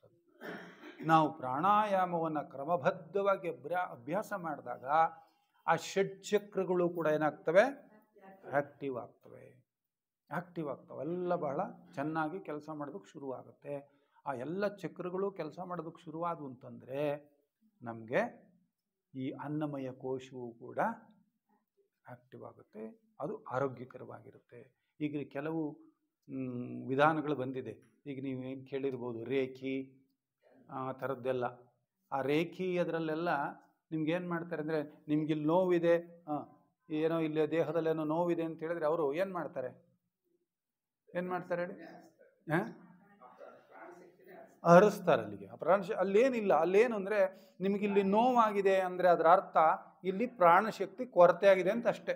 ನಿಮಗಿಲ್ಲಿ ನೋವಾಗಿದೆ ಅಂದರೆ, ನಿಮಗಿಲ್ಲಿ ತಲೆ ನೋವು ಬಂದಿದೆ ಅಂದರೆ ಇಲ್ಲಿ ಪ್ರಾಣಶಕ್ತಿ ಕೊರತೆ ಆಗಿದೆ ಅಂತ. ಸೊ ಆ ನೋವು ಹೋಗ್ಬೇಕು ಅಂದರೆ ನೀವು ಅಲ್ಲಿಗೆ ಪ್ರಾಣಶಕ್ತಿನ ಹರಿಸ್ಬೇಕು. ಅದಕ್ಕೆ ಅವರು ಆ ರೇಖಿ ಅಂತ ಕೆಲವು ವಿಧಾನಗಳಲ್ಲಿ ಏನು ಮಾಡ್ತಾರೆ, ಆ ಪ್ರಾಣಶಕ್ತಿಯನ್ನು ಆ ಭಾಗಕ್ಕೆ ಹರಿಸುವಂಥ ಪ್ರಯತ್ನವನ್ನು ಮಾಡ್ತಾರೆ. ಸೊ ಆ ಪ್ರಾಣಶಕ್ತಿ ಆ ಭಾಗಕ್ಕೆ ಹರಿದಾಗ ಅಲ್ಲಿರ್ತಕ್ಕಂತಹ ನೋವು ನಿಮಗೇನಾಗ್ಬೋದು, ಅದು ಕಡಿಮೆ ಆಗ್ತಾ ಹೋಗ್ಬೋದು. ಅದಕ್ಕೋಸ್ಕರ ಈ ಪ್ರಾಣಾಯಾಮ ಅಂತ ಹೇಳಿದ್ರೆ ಪ್ರಾಣಶಕ್ತಿಯನ್ನು ನಿರೋಧಿಸುವುದು, ಅದನ್ನು ನಾವು ಸ್ವಲ್ಪ ಕಂಟ್ರೋಲಿಗೆ ತಗೊಳ್ಳೋದು ಅನ್ನೋ ಅರ್ಥ. ಜೊತೆಗೆ ಏನಾಗ್ತಾ ಇದೆ, ನಾವು ಸಾಮಾನ್ಯವಾದ ಈ ಉಸಿರಾಟ ಇದೆಯಲ್ಲ, ಈ ಸಾಮಾನ್ಯವಾದ ಉಸಿರಾಟ ಶಾಲೋ ಬ್ರೀದಿಂಗ್ ಅಂತ, ಶಾಲೋ ಬ್ರೀದಿಂಗ್ ನಮ್ಮ ಉಸಿರಾಟ ಹೆಂಗಿದೆ, ಬರೀ ಮೇಲ್ಮೈನಲ್ಲಿ ನಡೀತಾ ಇದೆ ಅಷ್ಟೇ, ಬರೀ ಮೇಲ್ಮೈನಲ್ಲಿ ನಡೀತಾ ಇರುವಂಥದ್ದು. ಆದರೆ ಪ್ರಾಣಾಯಾಮವನ್ನು ನಾವು ಪ್ರಜ್ಞಾಯುತವಾಗಿ ಮಾಡಿದಾಗ ಆ ಉಸಿರಾಟ ಏನಾಗುತ್ತೆ, ಡೀಪ್ ಬ್ರೀದಿಂಗ್ ಅಂತೀವಿ, ಆಳವಾಗಿ ಉಸಿರಾಟ ನಡೀತದೆ. ಆಳವಾಗಿ ಉಸಿರಾಟ ನಡೆದಾಗ ಪ್ರಾಣವಾಯು ಇಡೀ ನಮ್ಮ ದೇಹ ಎಲ್ಲ ಕಡೆಗೋದು ಸೇರಿಕೊಳ್ಳುತ್ತೆ. ಹಾಗೆ ಸೇರಿಕೊಂಡಾಗ ಸಹಜವಾಗಿ ನಮ್ಮ ಅನ್ನಮಯ ಕೋಶ ಏನಾಗುತ್ತೆ, ಆರೋಗ್ಯಕರವಾಗಿರೋದಕ್ಕೆ ಸಾಧ್ಯವಾಗುತ್ತೆ. ಈ ದೃಷ್ಟಿಯಲ್ಲಿ ಪ್ರಾಣಾಯಾಮದಲ್ಲಿ ಮತ್ತೆ ಸಾಕಷ್ಟು ವಿಧಾನಗಳು ಬರುತ್ತೆ, ಸಾಕಷ್ಟು ವಿಧಾನಗಳಿದೆ ಪ್ರಾಣಾಯಾಮದಲ್ಲಿ. ಹೌದೌದು, ಅದೇ ಹೌದು.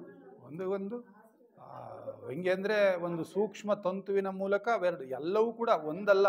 ಅನ್ನಮಯ ಪ್ರಾಣಮಯ ಮಾತ್ರ ಅಲ್ಲ, ಅನ್ನಮಯ ಪ್ರಾಣಮಯ ಕಾಮದೇಹ ಮನೋದೇಹ ಬುದ್ಧಿ ಆತ್ಮ ಇವೆಲ್ಲವೂ ಕೂಡ ಒಂದ್ರ ಜೊತೆನೂ ಸಂಬಂಧ ಇಟ್ಕೊಂಡೇ ಇರುವಂಥವು.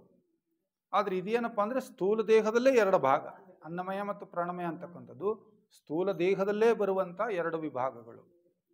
ಹಾಗಾಗಿ ನಾವು ಈ ಪ್ರಾಣಾಯಾಮವನ್ನು ಸಮರ್ಪಕವಾಗಿ ಮಾಡಿದ್ದಾದರೆ ಆ ಪ್ರಾಣಶಕ್ತಿ ಬಹಳಷ್ಟು ಪ್ರಮಾಣದಲ್ಲಿ ನಮ್ಮ ದೇಹವನ್ನು ಸೇರಿಕೊಳ್ಳುತ್ತೆ. ಅದಕ್ಕೆ ಈ ಯೋಗಾಸನ ಮತ್ತು ಪ್ರಾಣಾಯಾಮಗಳನ್ನು ಸಮರ್ಪಕವಾಗಿ ನಾವು ಮಾಡಿದ್ದಾದರೆ ನಮಗೆ ಇಂಟೇಕೆ ಕಡಿಮೆ ಆಗಿಬಿಡುತ್ತಂತೆ. ತಗೋತೀವಲ್ಲ ನಾವು ಇಂಟೇಕ್, ಬಹುತೇಕ ಕಡಿಮೆ ಆಗಿಬಿಡುತ್ತಂತೆ. ಏನಕ್ಕೆ ಅಂದರೆ ನಮಗೆ ಬೇಕಾದಂಥ ಒಂದು ಪ್ರಾಣಶಕ್ತಿಯನ್ನು ನಾವು ಪ್ರಕೃತಿಯಿಂದನೇ ನಾವು ಇದನ್ನು ತಗೊಳ್ಳೋದು. ಯಾರೊಬ್ಬರು ಸೂರ್ಯಾಜಿ ಅಂತ ಅವ್ರ ಬಗ್ಗೆ ನಾವು ವಿಚಾರ ಕೇಳಿರ್ಬೋದು ಕೆಲವರು. ಸೂರ್ಯಾಜಿ ಅಂತೇಳಿ ಅವ್ರು ಎಷ್ಟೋ ವರ್ಷಾನುಗಟ್ಟಲೆ ಅವರು ಊಟನೇ ಮಾಡಿಲ್ಲ.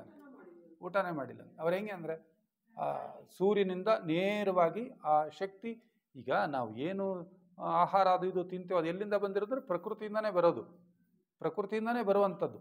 ಆ ಪ್ರಕೃತಿಲಿರೋದನ್ನು ನಾವು ನೇರವಾಗಿ ಅದನ್ನು ಸ್ವೀಕಾರ ಮಾಡೋ ಶಕ್ತಿ ಬಂದುಬಿಟ್ರೆ ಆಗಿದೆಲ್ಲ ನಮಗೆ ಬೇಕೇ ಇಲ್ಲ.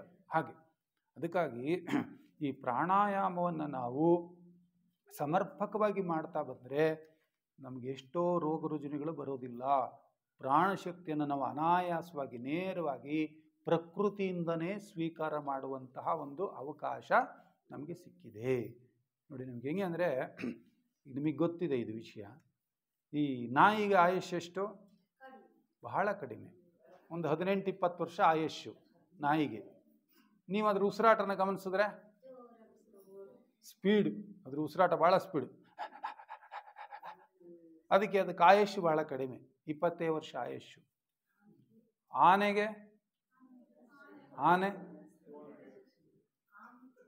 ಇನ್ನು ಆಮೆಗೆ 400 years ಅಂತ ಹೇಳ್ತಾರೆ. 400 ವರ್ಷದವರೆಗೂ ಬದುಕುತ್ತಂತ ಒಂದು ಆಮೆ. ಒಂದ್ಸಾಲಿ ಅದು ಉಸಿರನ್ನ ಒಳಗಡೆ ಆಳವಾಗಿ ಎಳೆದ್ಕೊಂಡ್ಬಿಟ್ರೆ ಮತ್ತೆ ಬಿಡೋಕ್ಕೆ ಎಷ್ಟೋ 2-3 ನಿಮಿಷಗಳು ಇಟ್ಕೊಳ್ಳುತ್ತಂತೆ.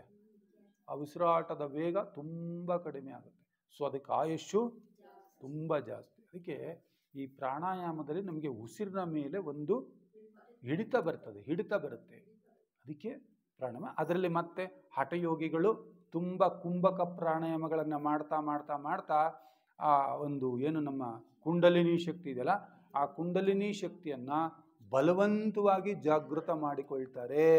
ಅದನ್ನು ನಮ್ಮ ಥಿಯೋಸಫಿ ಅನುಮೋದನೆ ಮಾಡೋದಿಲ್ಲ.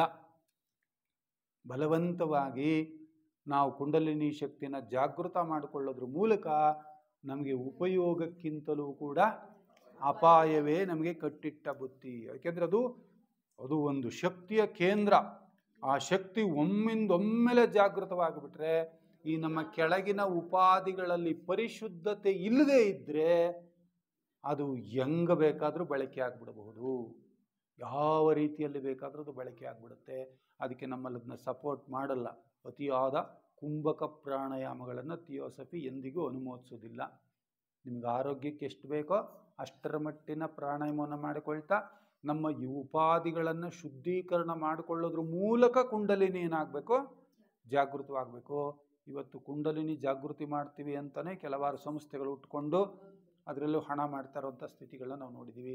ಅದಕ್ಕೆ ಹೇಳ್ತಾರೆ, ಎಷ್ಟೋ ಜನ ಈ ರೀತಿ ಬಲವಂತವಾಗಿ ಕುಂಡಲಿನಿ ಜಾಗೃತಿ ಮಾಡಿಕೊಂಡು ಹುಚ್ಚರಾಗೋಗಿದ್ದಾರಂತೆ, ಹಠಯೋಗಿಗಳು ಹುಚ್ಚರಾಗಿದ್ದಾರಂತೆ, ಸತ್ತು ಹೋಗಿದ್ದಾರೆ, ಕುರುಡರಾಗಿರುವಂಥದ್ದು ಬೇಕಾದಷ್ಟು ಎಕ್ಸಾಂಪಲ್ಸ್ ಇದೆ. ಅದಕ್ಕೋಸ್ಕರ ಆ ಮಟ್ಟದ ಪ್ರಾಣಾಯಾಮ ನಮಗೆ ಬೇಕಿಲ್ಲ.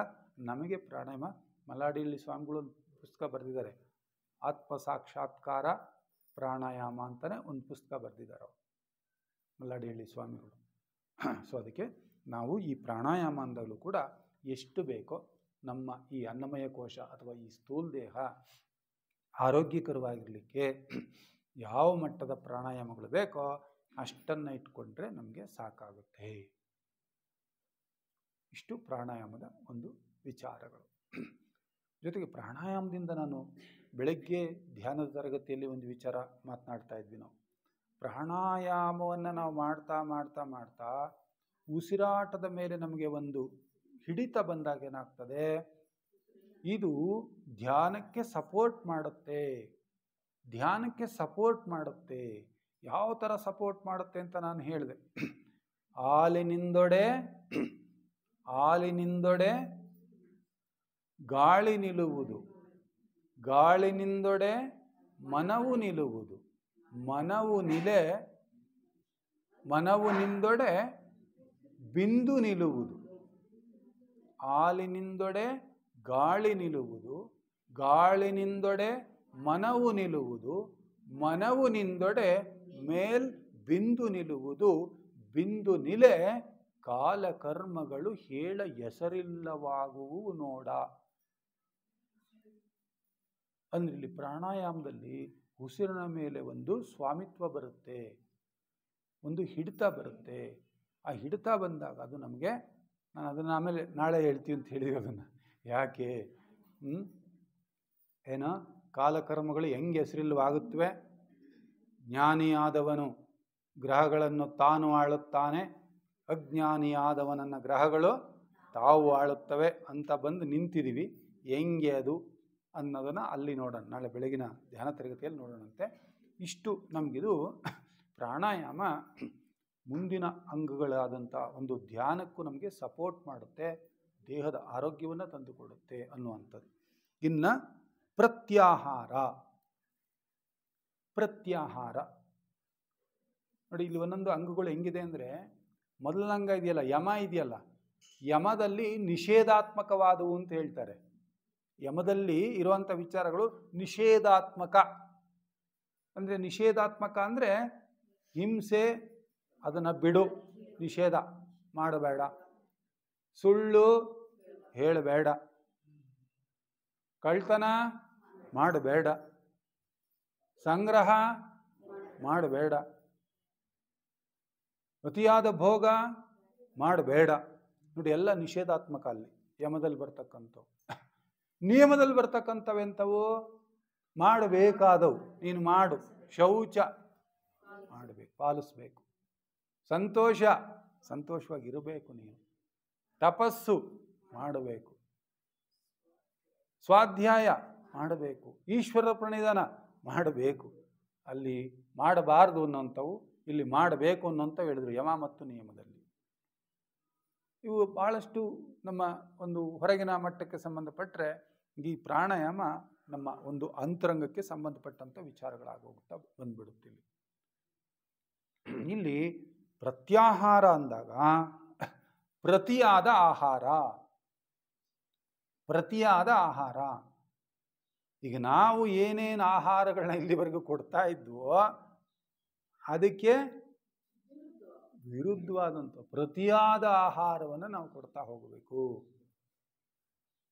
ಏನೇನು ಆಹಾರಗಳನ್ನ ಕೊಟ್ಟಿವಿ ನಮ್ಮ ಇಂದ್ರಿಯಗಳಿಗೆ, ನಮ್ಮ ಮನಸ್ಸಿಗೆ, ನಮ್ಮ ಇಂದ್ರಿಯಗಳಿಗೆ ನಾವೆಲ್ಲ ಕೊಟ್ಟಿರೋ ಆಹಾರ, ಇಲ್ಲಿವರೆಗೂ ಕೊಡ್ತಾ ಇರುವಂಥ ಆಹಾರ ಯಾವುದಪ್ಪ ಅಂದರೆ ಬೇಡದೇ ಇರುವಂಥ ಆಹಾರಗಳನ್ನೇ ನಾವು ಇಲ್ಲಿವರೆಗೂ ಕೂಡ ಏನು ಮಾಡ್ತಾ ಬಂದಿದ್ದೀವಿ, ಕೊಡ್ತಾ ಬಂದಿದ್ದೀವಿ.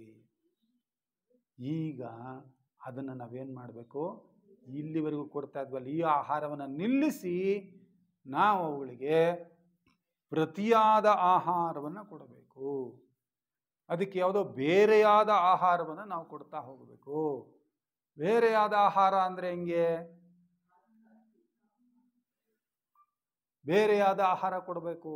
ಇಲ್ಲಿ ಯಾವುದಕ್ಕೆ ಆಹಾರ ಬಹಳ ಮುಖ್ಯವಾಗಿ ಇಲ್ಲಿ ಈ ಹಂತದಲ್ಲಿ ನಾವು ಯೋಚನೆ ಮಾಡ್ತಾ ಇರುವಾಗ, ಪ್ರಾಣಾಯಾಮ ಪ್ರತ್ಯಾಹಾರ ಯೋಚನೆ ಮಾಡ್ತಾ ಇರುವಾಗ ಹೊರಗಿನ ದೇಹಗಳಿಗೆ ಕೊಡ್ತಕ್ಕಂಥ ಆಹಾರ ಅಲ್ಲ, ನಮ್ಮ ಒಳಗಡೆಗೆ ನಮ್ಮ ಮನಸ್ಸಿಗೆ ಕೊಡ್ತಕ್ಕಂಥ ಆಹಾರ. ಮನಸ್ಸಿಗೆ ಕೊಡ್ತಕ್ಕಂಥ ಆಹಾರಗಳು ನಾವು ಈ ಹಿಂದೆನೇ ಸ್ವಲ್ಪ ಯೋಚನೆ ಮಾಡಿದ್ವಿ. ಶೌಚ ವಿಚಾರ ಮಾಡುವಾಗ ನಾವು ಅದನ್ನು ಸ್ವಲ್ಪ ಅದ್ರ ಬಗ್ಗೆ ಮಾತನಾಡಿದ್ವಿ. ಪ್ರತಿಯಾದ ಆಹಾರ ಯಾವುದಪ್ಪ ಅಂತ ಹೇಳಿದ್ರೆ, ನಮ್ಮ ಆತ್ಮನ ವಿಕಾಸಕ್ಕೆ ಸಹಾಯಕರವಾದಂತಹ ಒಂದು ಆಹಾರ. ಅಂಥ ಆಹಾರವನ್ನು ನಾವು ಕೊಡಬೇಕು.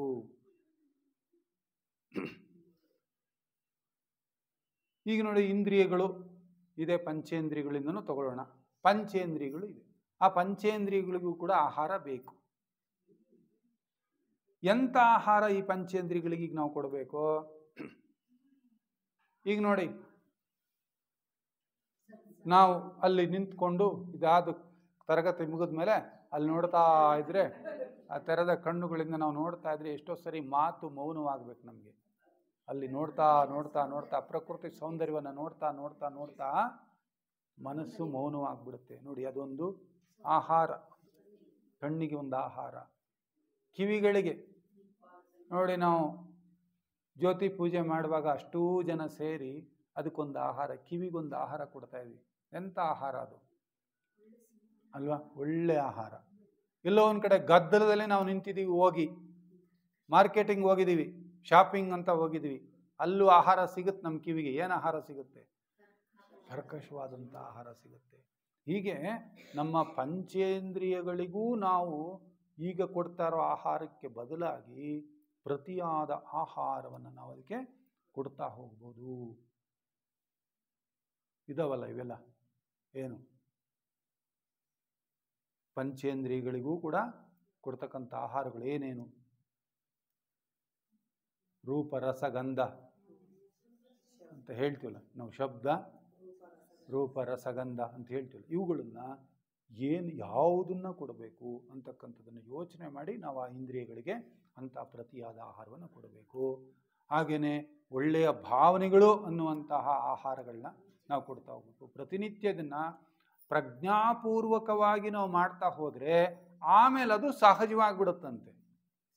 ಪ್ರಾರಂಭದಲ್ಲಿ ನಾವೇನು ಮಾಡಬೇಕು? ಇವನ್ನೆಲ್ಲ ಪ್ರಜ್ಞಾಪೂರ್ವಕವಾಗಿ ನಾವು ಮಾಡಬೇಕು ಪ್ರಾರಂಭದಲ್ಲಿ. ಆಮೇಲೆ ಬರ್ತಾ ಬರ್ತಾ ಬರ್ತಾ ಬರ್ತಾ ಅದು ಏನಾಗ್ಬಿಡುತ್ತೆ, ನಮ್ಮಲ್ಲಿ ಸಹಜವಾಗಿಬಿಡುತ್ತೆ, ರೂಢಿಯಾಗಿ ಹೋಗ್ಬಿಡುತ್ತೆ.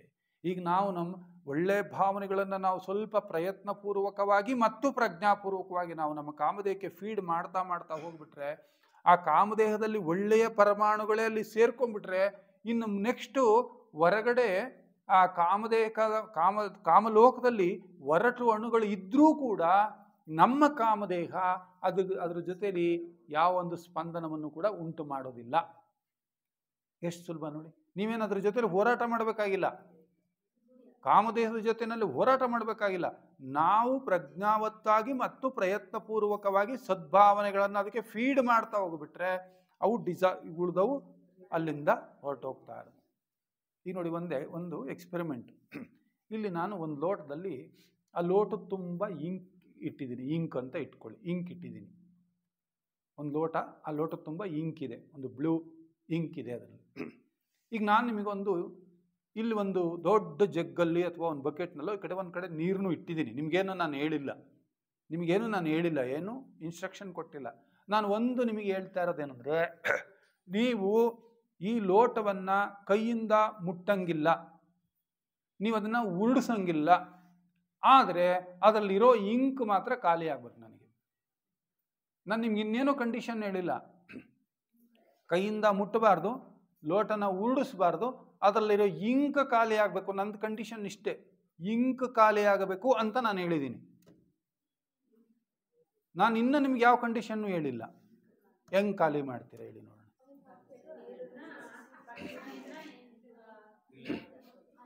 ನೀವು ಹೆಂಗಾರ ಹಾಕಿ ಅಲ್ಲಿ ಜಗ್ನೂ ಇಟ್ಟಿದ್ದೀನಿ, ಬಕೆಟಿನ ತುಂಬ ನೀರನ್ನು ಇಟ್ಟಿದ್ದೀನಿ. ನೀವೇನು ಮಾಡ್ಬೋದು, ಆ ಬಕೆಟ್ನಲ್ಲಿ ನೀರಿದೆ, ಪಕ್ಕದಲ್ಲಿ ಜಗ್ ಇಟ್ಟಿದ್ದೀನಿ, ನೀವು ಕೈಯಲ್ಲಿ ಮುಟ್ಟಬೇಡಿ ಅಂತ ಹೇಳಿದ್ದೀನಿ ಅಷ್ಟೇ ನಾನು. ನೀವು ಆ ಜಗ್ನಲ್ಲಿ ನೀರು ತಗೊಂಡು ಈ ಲೋಟಕ್ಕೆ ಸುಮ್ಮನೆ ನೀವು ಸುರಿತಾ ಬರ್ರಿ. 1 ಜಗ್, 2 ಜಗ್, 3 ಜಗ್, 4 ಜಗ್ಗು ಅನ್ನೋಷ್ಟೊತ್ತಿಗೆ ಹಿಂಗೆಲ್ಲ ಹೋಗಿ ಕೊನೆಗೇನು ಉಳ್ಕೊಂಡಿರುತ್ತೆ? ಓನ್ಲಿ ವಾಟರ್, ಓನ್ಲಿ ವಾಟರ್, ಕೇವಲ ನೀರು ಉಳ್ಕೊಂಡಿರುತ್ತೆ. ಅದಕ್ಕೆ ನಾವು ನಮ್ಮ ಕೆಳಗಿನ ದೇಹದ ಜೊತೆಯಲ್ಲಿ ನಾವು ಹೋರಾಟ ಮಾಡಬೇಕಾಗಿಲ್ಲ. ನೀವು ಹೋರಾಟ ಮಾಡಿದ್ರೆ ಪ್ರಾಬ್ಲಮ್ ಜಾಸ್ತಿ. ನಮಗೆ ಭಾಳ ಚೆನ್ನಾಗಿ ಹೇಳ್ತಾರೆ ಒಂದು ಕಡೆ ಬೆಸೆಂಟಮ್ನವರು, ನೀವು ಏನಾದರೂ ನಿಮ್ಮ ಮನಸ್ಸಿನ ಜೊತೆಯಲ್ಲಿ ತುಂಬ ಹೋರಾಟಕ್ಕಿಳಿದ್ರೆ ನಿಮ್ಮ ಮನಸ್ಸಿನ ಒಂದು ಪಟುತ್ವ ಇದೆಯಲ್ಲ, ಅದ್ರ ಸೂಕ್ಷ್ಮತೆ ಇದೆಯಲ್ಲ, ಅದನ್ನು ಒರಟು ಮಾಡ್ತೀರಾ ನೀವು ಅಂತ ಹಿಂಗೆ ಬರೀತಾರೆ ಅವರು. ನೀವು ಅದ್ರ ಜೊತೆಯಲ್ಲಿ ತುಂಬ ಹೋರಾಟಕ್ಕೆ ಇಳಿದ್ಬಿಟ್ರೆ ನಿಮ್ಮ ಮನಸ್ಸಿನ ಸೂಕ್ಷ್ಮತೆಯನ್ನು ನೀವೇನು ಮಾಡ್ತೀರಾ? ಹಾಳು ಮಾಡ್ತೀರಾ, ಅದನ್ನು ಗಟ್ಟಿ ಮಾಡ್ತೀರಾ. ಇಲ್ಲಿ ಗಟ್ಟಿಯಾಗೋದಲ್ಲ ಸಾಧಕ, ಏನಾಗಬೇಕು? ಸೂಕ್ಷ್ಮ ಆಗಬೇಕು, ಸೂಕ್ಷ್ಮ ಆಗಬೇಕು, ಸೂಕ್ಷ್ಮ ಆಗಬೇಕು. ಅದಕ್ಕೆ ನೋಡಿ, ಒಳ್ಳೆಯ ಸದ್ಭಾವನೆಗಳನ್ನು ನೀವು ನಮ್ಮ ಕಾಮದೇಹಕ್ಕೆ ನಾವು ಫೀಡ್ ಮಾಡ್ತಾ ಮಾಡ್ತಾ ಮಾಡ್ತಾ ಹೋದರೆ, ಬಕೆಟಿಂದ ನೀರು ತಗೊಳ್ಳಿ, ಅದಕ್ಕೆ ಸುಮ್ಮನೆ ಆಗ್ತಾ ಹೋಗ್ರಿ, ಆಗ್ತಾ ಹೋಗ್ರಿ, ಆಗ್ತಾ ಹಿಂಗೆಲ್ಲ ತನ್ನ ಪಾಡಿಗೆ ತಾನೇ ಖಾಲಿ ಆಗ್ತಾ ಆಗ್ತಾ ಹೋಗುತ್ತೆ. ನೀವು ಒಳ್ಳೆ ಭಾವನೆಗಳನ್ನು ಫೀಡ್ ಮಾಡ್ತಾ ಮಾಡ್ತಾ ಹೋದರೆ ಇರುವಂತಹ ಕೆಳಮಟ್ಟದ ಭಾವನೆಗಳು ಏನಾಗ್ತಾ ಹೋಗುತ್ತವೆ? ಹೊರಗಡೆಗೆ ಹೋಗ್ತಾ ಬರ್ತವೆ. ಇದನ್ನೇ ನೀವು ಮನೋದೇಹಕ್ಕೂ ಅನ್ವಯ ಮಾಡಿಕೊಳ್ಳಿ. ಮನೋದೇಹಕ್ಕೆ ಪ್ರತ್ಯಾಹಾರ ಅಂದರೆ ಒಳ್ಳೆಯ ಆಲೋಚನೆಗಳು.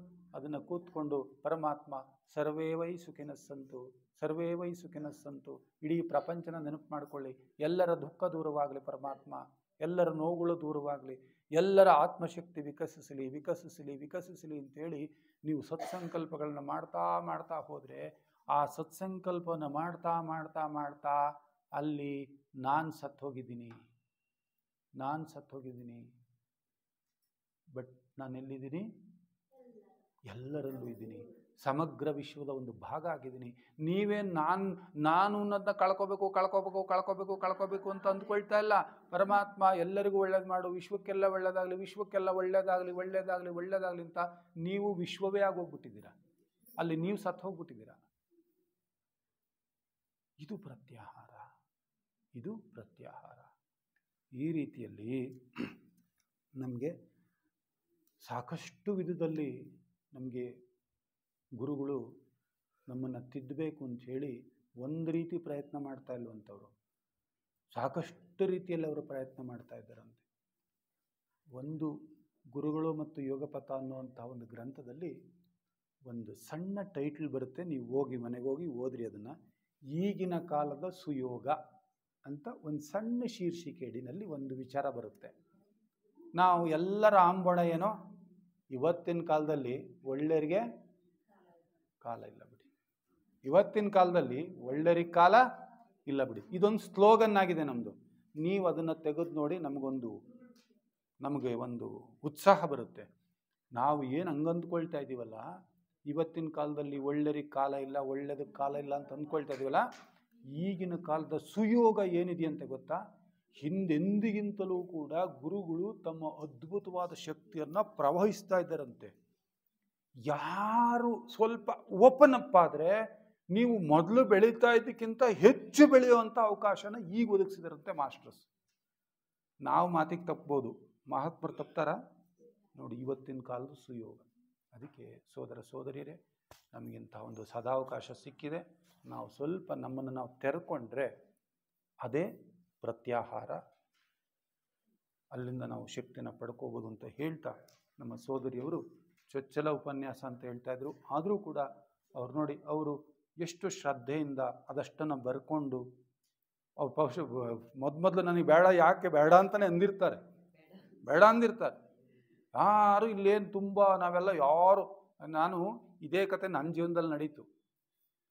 ನನಗೆ ಬೆಂಗಳೂರಿಗೆ ಒಂದು ಸಲ ಉಪನ್ಯಾಸಕ್ಕೆ ಇನ್ವೈಟ್ ಮಾಡಿದ್ರು ಸೋದರ ಭುಜಂಗರಾಯರು. ಇಲ್ಲಿರೋರು ಕೆಲವರು ನೋಡಿರ್ಬೋದು, ಕೆಲವರು ನೋಡಿಲ್ಲ, ಭಾಳ ಜನ ನೋಡಿಲ್ಲ.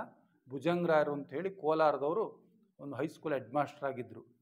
ಅವರು ಬಂದಿರು ನಮ್ಮ ಉಳಿಯಾರಿಗೊಂದು ಸಾರಿ. ನನಗೆ ಎಜುಕೇಷನ್, ನಂದು ಬರೀ SLC ಎಜುಕೇಷನ್, ಅದು ಕನ್ನಡ ಮೀಡಿಯಂ ಸ್ಕೂಲಲ್ಲಿ ನಾನು SLC ಓದಿರೋನು. ನನಗೆ ಇನ್ವೈಟ್ ಬೆಂಗಳೂರಿಗೆ, ಜಗದೀಶ ಬೆಂಗಳೂರಿಗೆ ಉಪನ್ಯಾಸಕ್ಕೆ ಬಾ ಅಂದರು. ಸರ್ ದಯವಿಟ್ಟು ಬೆಂಗಳೂರು ನನ್ನ ಉಪನ್ಯಾಸ ಕರಿಬೇಡಿ ಸರ್. ಯಾಕೆಂದರೆ ನನಗೆ ಬೆಂಗಳೂರು ಅಂದ ತಕ್ಷಣ ಈಗ 20 ವರ್ಷದ ಹಿಂದೆ 20-25 ವರ್ಷ ಬೆಂಗಳೂರು ಅಂದ ತಕ್ಷಣ ಇಂಜಿನಿಯರ್ಸು ಡಾಕ್ಟರ್ಸು ಅಂಥವ್ರು ಬೆಳೆದು ತುಂಬ ಎಜುಕೇಟರ್ಸು. ಇಲ್ಲ ಸರ್ ನನ್ನ ಕೈಲಿ ಆಗಲ್ಲ, ಖಂಡಿತ ನನಗೆ ಒಪ್ಪಲಿಲ್ಲ, ಸುತರಾಮ್ ಒಪ್ಪಲಿಲ್ಲ. ಅವರು ಒಂಥರ ಸಲಿಗೆ ಇತ್ತು. ಭಾಳಷ್ಟು ಸರಿ ಉಳಿಯಾರಿಗೆ ಬಂದಿದ್ರು, ಒಂಥರ ಸಲಿಗೆ ಬರೋ ಹೋಗೋ ಅನ್ನೋರು. ಬರೋ ನೋಡೋ, ನನ್ನ ಎದುರುಗಡೆ ಇರೋರೆಲ್ಲ ಮೂರ್ಖರು, ನಾನೇ ಬುದ್ಧಿವಂತ ಅಂತ ಅನ್ಕೊಂಡು ನೋಡೋ. ಇದೇ ಇನ್ನೂ ಕಿವಿನಲ್ಲಿ ನನಗೆ ಹಂಗೆ ಇದೆ. ಅವ್ರು ಹೇಳಿದ್ದು ಕಿವಿನಲ್ಲಿ ಹಂಗೆ. ನನಗೆ ಬೆಂಗಳೂರು ಅಂದರೆ ಭಯ, ಯಾಕಂದ್ರೆ ನಮಗೆ ಲ್ಯಾಂಗ್ವೇಜ್ ಇಲ್ಲ. ನಾವು ತೀರಾ ಒಂದು ರಿಮೋಟ್ ಪ್ಲೇಸಲ್ಲಿ ಒಂದು ಹಳ್ಳಿ ಸ್ಕೂಲಲ್ಲಿ SLC ಓದ್ಕೊಂಡು ಬಂದಿರೋರು. ಈಗ ನಾನು ಬೆಂಗಳೂರು ಜನ ಜೊತೆಗೆ ಅವ್ರ ಎದುರುಗಡೆ ನಿಂತ್ಕೊಂಡು ಮಾತನಾಡೋದು ಅಂದರೆ ಬೇಡ ಸರ್, ಖಂಡಿತ ಬೇಡ ಅಂತ ನಾನು ರಿಕ್ವೆಸ್ಟ್ ಮಾಡ್ಕೊಂಡ್ರೆ ಅವ್ರ ಕೊನೆಗೆ ಬರ ನೋಡೋ ನಿಂತ್ಕೋ, ನನ್ನ ಎದುರುಗಡೆ ಇರೋಲ್ಲ ಮೂರ್ಖರು, ನಾನೇ ಬುದ್ಧಿವಂತ ಅಂತ ತಿಳ್ಕೊಂಡು ಮಾತಾಡೋ. ಇದೇ ಸ್ಟೈಲಲ್ಲಿ ಅವ್ರು ಹೇಳಿದ್ದು. ಏನೋ ಅವತ್ತು ಅವರ ಒಂದು ಉತ್ಸಾಹದಿಂದನೋ ಭಯದಿಂದನೇ ಬಂದು ಬೆಂಗಳೂರನ್ನ ಮಾತಾಡಿದೆ. ಹಂಗೆ ನೋಡಿ ನಮ್ಮ ಸೋದರಿಯವರು ನಿಜವಲ್ಲ ಆ ಶ್ರದ್ಧೆ ಇದೆಯಲ್ಲ, ಅದಕ್ಕೆ ನಾವೇನು ಬೆಲೆ ಕಟ್ಟೋಕ್ಕಾಗಲ್ಲ. ಏನಿಲ್ಲ, ತುಂಬ ನೈಪುಣ್ಯತೆ ತುಂಬ ಏನು ಅದಕ್ಕೆಲ್ಲ ಬೇಕಾಗಿಲ್ಲ. ತಮಗೆ ಕೊಟ್ಟಂಥ ಒಂದು ಜವಾಬ್ದಾರಿಯನ್ನು ಅಷ್ಟು ಚೆನ್ನಾಗಿ ಅವ್ರು ಬರ್ಕೊಂಡು ನೋಡಿ ಎಷ್ಟು ಚೆನ್ನಾಗಿ ಬರೀ ಓದಿದ ಥರ ಅಲ್ಲ, ಆ ಓದಿದ್ದನ್ನು ಒಂದು ರೀತಿ ಹೇಳೋ ಥರದಲ್ಲೂ ಅಷ್ಟೇ ಸಾಕು, ಇನ್ನೇನು ಬೇಕಾಗಿಲ್ಲ. ಕನ್ವೆ ಆಗಬೇಕಷ್ಟೇ, ವಿಚಾರಗಳು ಕನ್ವೆ ಆಗೋದು ಇಂಪಾರ್ಟೆಂಟ್. ನೋಡಿ ಅದು ನಮ್ಮ ಯುವಕರು, ನನಗೆ ಪಾಪ ಅಲ್ಲೊಂದು ಮಿಸ್ಟೇಕ್ ಆಯಿತು. ನಾನು ಅವ್ರು ನೋಡ್ತಿದ್ದೆ, ನಾನು ನೋಡ್ತಿದ್ದು ಖುಷಿಯಿಂದ ನೋಡ್ತಾ ಇದ್ದೆ. ನಾನು ನಿಜವಾಗ್ಲೂ ಹೇಳ್ತೀನಿ, ಅವ್ರ ಥರ ನೋಟ್ಸ್ ಮಾಡೋಕ್ಕೆ ನನಗೆ ಆಗಿಲ್ಲ ಈಗಲೂ. ಅವ್ರು ನೋಟ್ಸ್ ಮಾಡ್ಕೊಂಡು ರೀತಿ ನಾನು ಪಾಪ ಅವ್ರಿಗೆ ನಾನು ಮತ್ತೆ ಟೈಮ್ ಆಗಿತ್ತೆ ಅಂತ ನೋಡ್ತೇನೆ. ಅದು ಸ್ವಲ್ಪ ಟೆನ್ಷನ್ ಮಾಡ್ಕೊಂಡಿದ್ದಾರೆ, ಇರಲಿ. ಆದರೆ ನಿಜವಾಗ್ಲೂ ಅವರು ಆ ಬರೆದಿದ್ದ ರೀತಿ ಅದು ಬರೀ ಸುಮ್ಮನೆ ಓದಿದ ಥರನೂ ಓದಲಿಲ್ಲ. ಆ ಓದೋದು ಕೆಳಗೆ ಸ್ವಲ್ಪ ಓದೋದು, ಆಮೇಲೆ ಅದು ಇಂಟ್ರಾಕ್ಷನ್ ಆಗಬೇಕು. ಬರೀ ಓದಿದ್ರೆ ಅಷ್ಟು ಚೆನ್ನಾಗಾಗಲ್ಲ. ಆ ಇಂಟ್ರಾಕ್ಷನ್ ಮತ್ತೆ ನಮ್ಮ ಜೊತೆಯಲ್ಲಿ ಆ ಓದಿದ್ದನ್ನು ಮತ್ತೆ ಜೊತೆಯಲ್ಲಿ ಹಂಚ್ಕೊಂಡಿದ್ದು ನಿಜವಾಗ್ಲೂ ನೋಡಿ ಅವರು ಒಳ್ಳೆ ಉಪನ್ಯಾಸಕಾರರಾಗ್ಬೋದು. ಈ ವಯಸ್ಸಿನಲ್ಲಿ ಆ ಬರೆದಿರೋ ಮುದ್ದು ಹೆಂಗಿದೆ ಅಂದರೆ, ಈ ನನ್ನ ನೋಟ್ಸ್ನ ನೀವು ಯಾರು ಕೇಳಿದ್ರು ಕೊಡಲ್ಲ ನಾನು, ಖಂಡಿತ ತೋರಿಸ್ರಿ ಅಂದರೂ ತೋರಿಸಲ್ಲ ನಾನು. ಯಾಕೆ ನಾನು ಬರೆದಿರೋ ರೀತಿ ಹಂಗಿದೆ. ಇರಲಿ ಸೋದರಿಯವರು ಒಂದು ಚೊಚ್ಚಲ ಉಪನ್ಯಾಸ ಆದರೂ ಕೂಡ ಚೆನ್ನಾಗಿ ಕೊಟ್ಟಿದ್ದಾರೆ, ಅವರಿಗೆ ಧನ್ಯವಾದಗಳು. ಅಲ್ಲಿಗೆ ಈ ಒಂದು ಅಧಿವೇಶನ ಮುಕ್ತಾಯವಾಗಿದೆ.